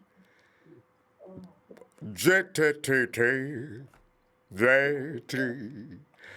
JT, don't make me break out singing, man, because you know what I'm going to think? You know when we was losing all them games? And we were singing things like, and this now in 2019 we can think about what we've been through and say things like, I wish I know then what I know now. I said I wouldn't be walking around with a frown. And each and every day since the 49ers finally came to play, I'm singing hoo-la la, a hoo-la la la la, a hoo-la la. You know what's coming. JT. Hello? JT. Hello? Yes. But my bad, Ronbo. I dropped the phone and it was kind of, it was stuck behind my bed and stuff. So that's why all that noise was going on. I thought it was like somebody broke in your house. You was wrestling with him or something. JT, you got the game coming up this weekend, man. This is prediction night, man. What are you predicting? As remember the movie? JT, do you know anything about the Rocky series? Remember when they asked Apollo Creed, not Apollo Creed, but Clubber Lang, before he fought Rocky. Clubber, what do you predict for this fight? Dang. Oh. Hey, you know what? I'm gonna take a prediction right here, Ronbo. Yes. We really can't take the Steelers really lightly. I know. I should stop it. But go ahead. But you know what? I'm gonna keep pouring it on, just like everyone else. Because come on, we're like a freaking snowball coming down off a mountain. Yes, they're building up that. Yes. Yeah, and it's just getting bigger and bigger as it goes, you know. Because and as I see it, you know what? I think I mentioned this a long time ago, before even the season started. I was always praising that we was gonna go with 12 to 13 wins or better. But you know what? Yeah. I'm gonna tell you and everybody right now. Uh-oh. We are gonna be freaking unbeatable this year. Come on. I don't see the Saints. I don't see the Seahawks. I don't see the Rams. I don't see the Browns. I don't see nobody that's going to beat the 49ers this year. And just imagine next year, say if we don't get Trent Taylor this year. And like that one caller was talking about, how we were building the chemistry with the other receivers.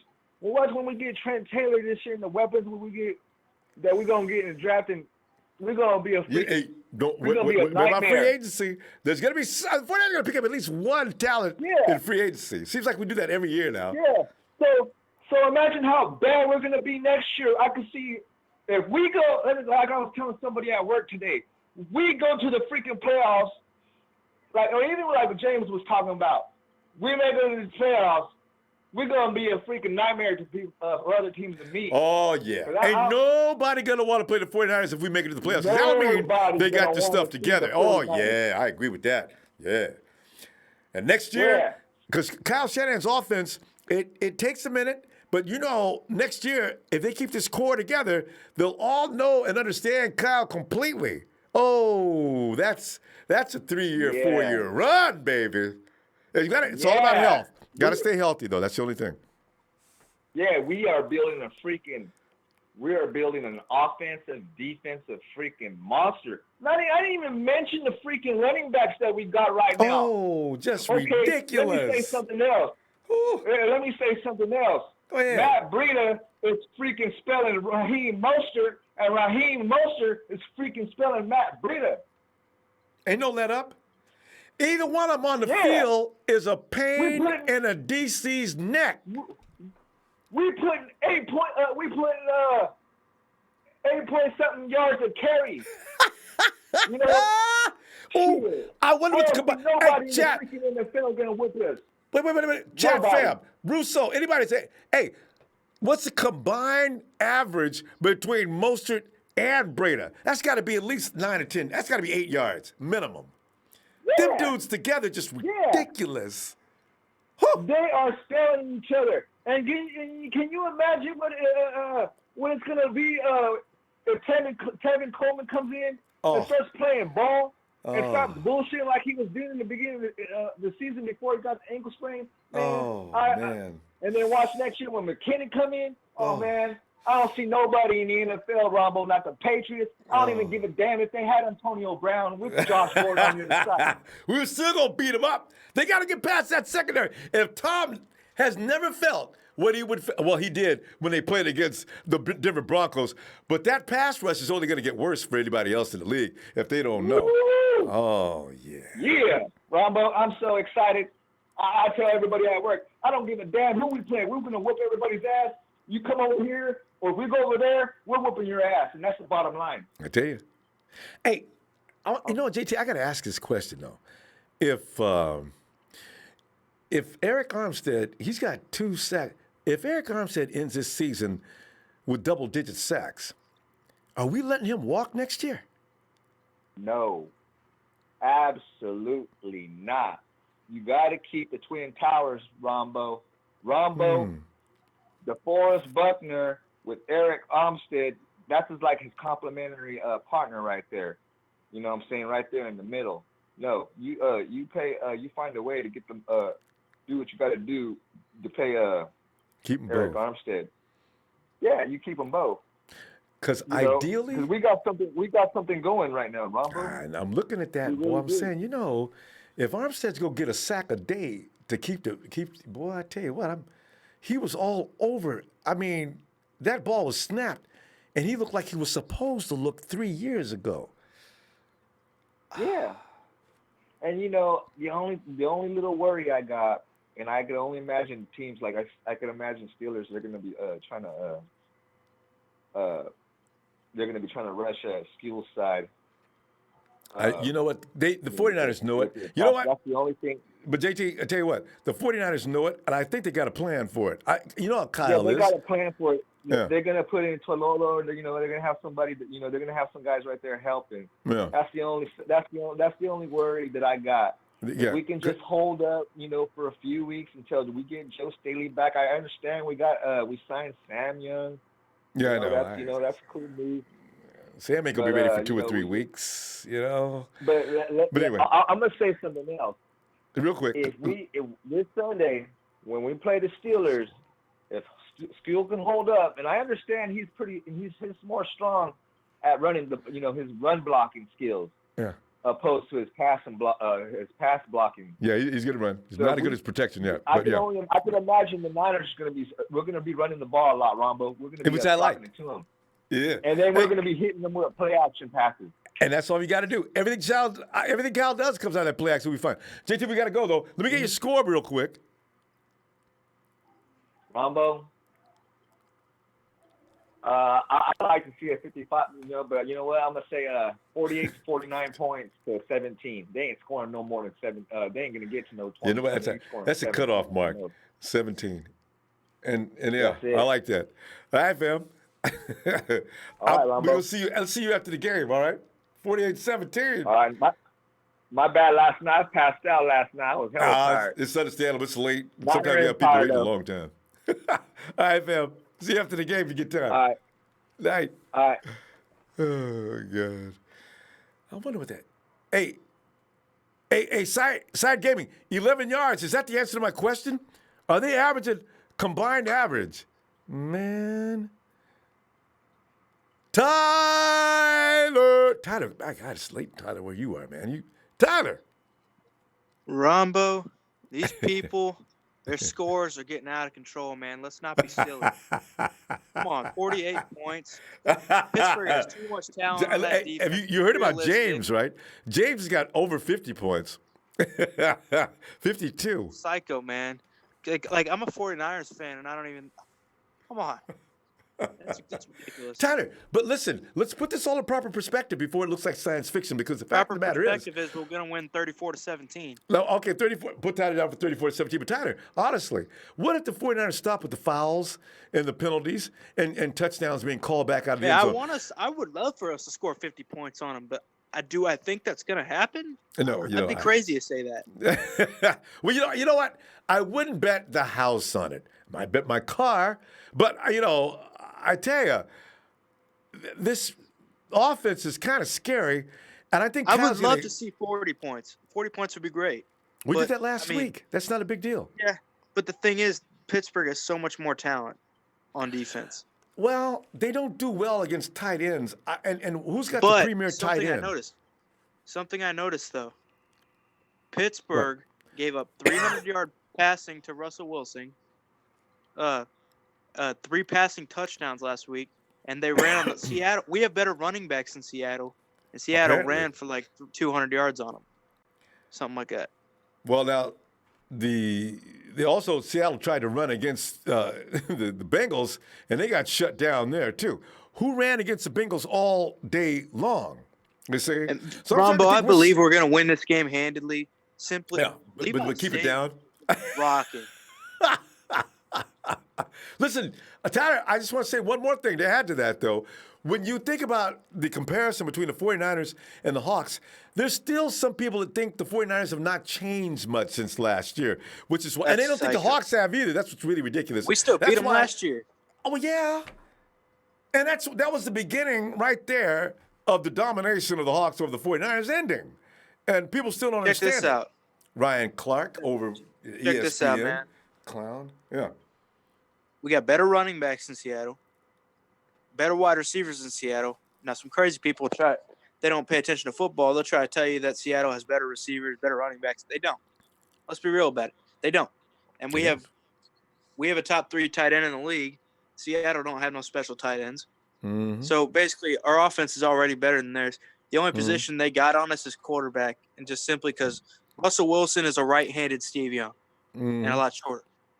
So let's just be real. They have better quarterback right now, but like I love Jimmy. Let's be real. And Tyler, let's give Jimmy about 6 or 7. At least give him a year, and I want to be able to compare Jimmy with all these other people next year. He needs just a few minutes more to tune up and get back into it. I like Jimmy, and with Kyle, your stats can go buck wild anyway. By the end, I guarantee you one thing: by the end of the season, if he quits throwing stupid interceptions, like he averages an interception a game, one bad decision. He's got to tune that down, fix that. He does that this year. He's gonna be a top 10 quarterback for the end of the year. Easily. And did you see that play? Kyle finally adjusted that play. His favorite pick is that sideline smoke route. All right. You notice this time, Jimmy, when they came out of play action, he went all the way across to the field and then threw it back to the other side. So the defense is just sitting there on the route. I blame Kyle for that route to begin with. Kyle, don't dial that play up. They see it coming from a mile away, and Jimmy's following instructions, and I wish he wouldn't sometimes. He throws it over there, and boom. God, that makes me. How many times have you seen him do that? Well, what do you mean, the interception last week?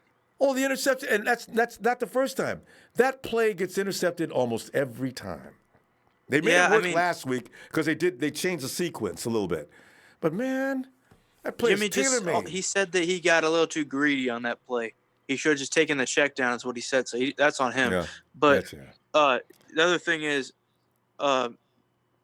you notice with all these interceptions and stuff, he's going to clean all that up. And just needs time this to week be out against there. Pittsburgh, I've been saying all week, just rest D Ford during practice and let him play on Sunday. Let him loose on Sunday, but rest him in practice. We don't want to risk him aggravating something in practice.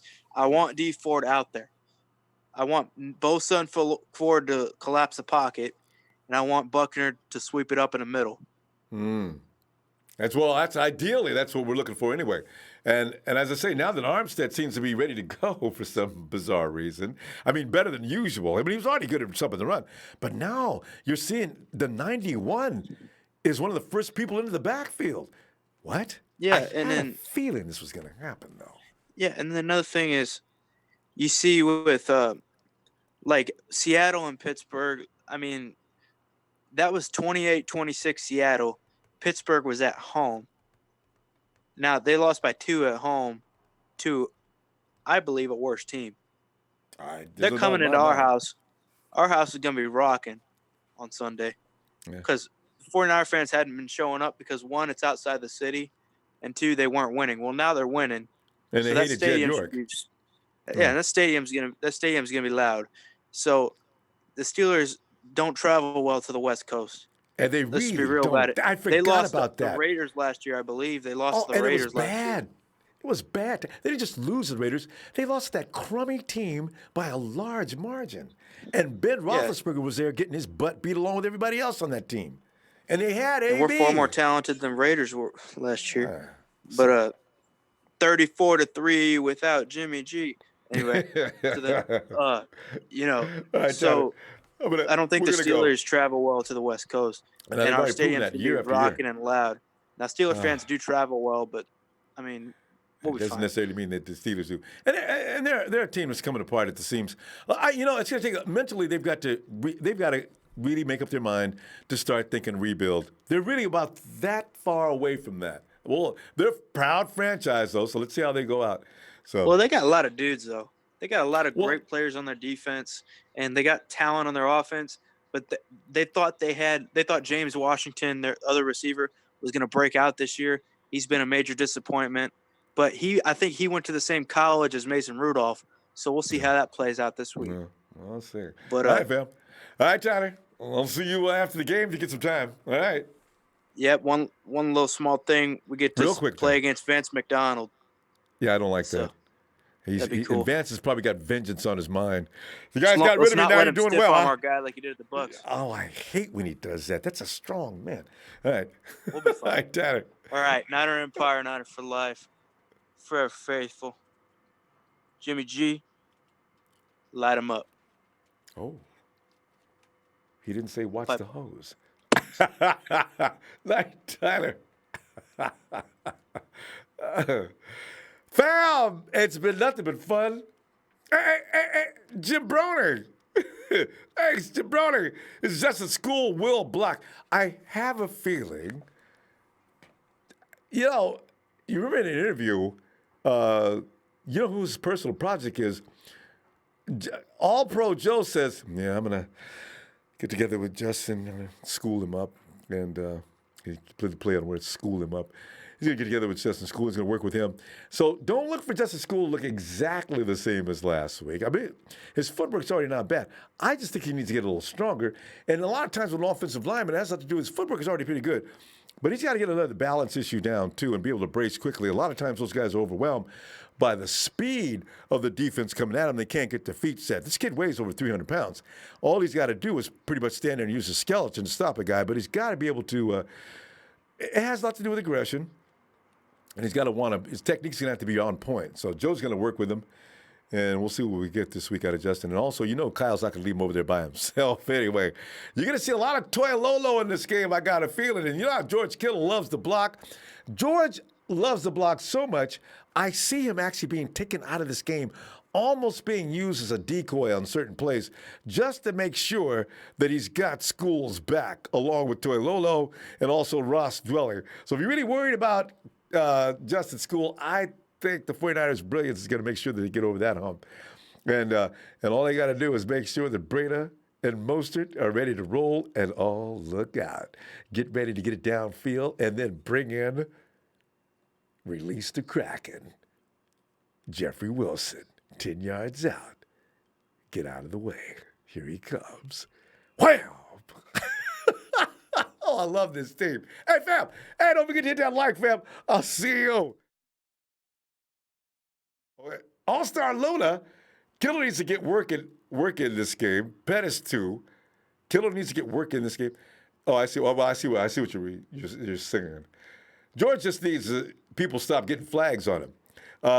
He says, Jimmy, 3 TDs, runs 1 and 2. 49ers 42, Steelers 14. I almost left before doing this. Huh? You check me out? I have pizza waiting. You know how I am when I get pizza waiting.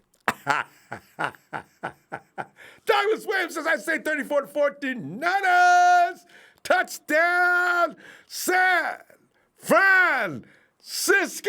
You see that shot of him in the booth? The dude sitting next to him, Pop grabs him, dude's like, and then he goes into his thing. I said, it's got to be scary being in the booth, Pop. Mr. Mystic 2, Matt Breda, Swiss Cheetah, versus the piss-poor Steelers. He'll run through the holes in the defense. I'm thinking another double-digit win. Niners 35, Steelers 13. Kofefe Coffee says 37-10, Niners win. See what he did there? All right. Slavin, Robert 9, score 49ers 41-10. Mr. Block Ice 2-2. Hey, it's time to get our running backs. The 3 golden gates to get that running game going and get Jimmy G into Jimmy G mode. Kittles, Debo, and the rest of our wide receivers will have a big game. Get well heard. Yes. Mr. Block Ice 2-2. 31-9, my Niners. No one will get an AB until he can get his legal-ish rate. I don't know why. You would text a damn girl saying, that I can't believe he did that. That was the top floor of stupidity. Okay, anyway. Ricky Joe says, Ramsey PFF this year is a 59. I'd rather ride out with Verrett, Sherman, and Witherspoon and resign Kittle, D-Buck, and Matty B. Ricky Joe, you and me, man, we're definitely on the same page, man. Come on, man. I need them 3 players. And if it ain't fixed, don't broke it. I like my secondary.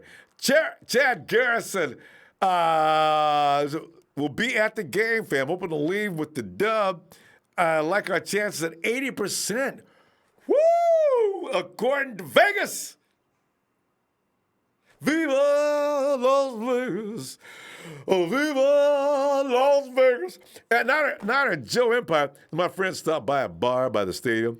And Hella Steeler fans, where their need to show out Niner Empire faithfuls, let them know it's our house.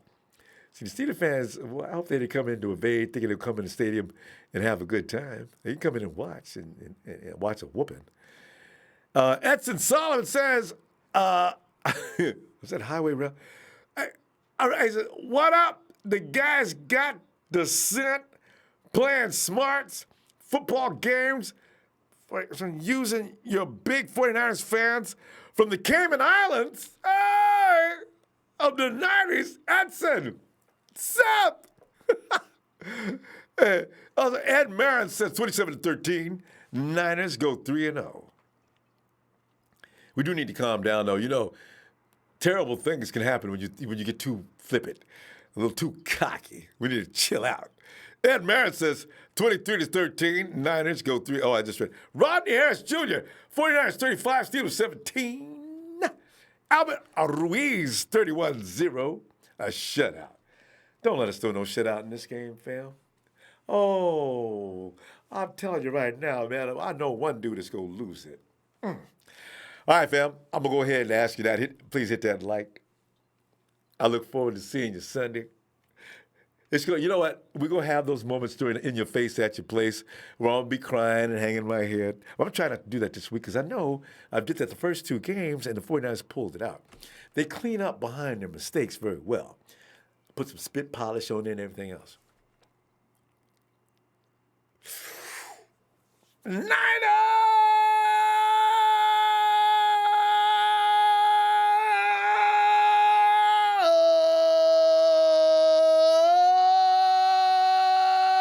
Sha la la la la la, ooh la la la la, la la la la.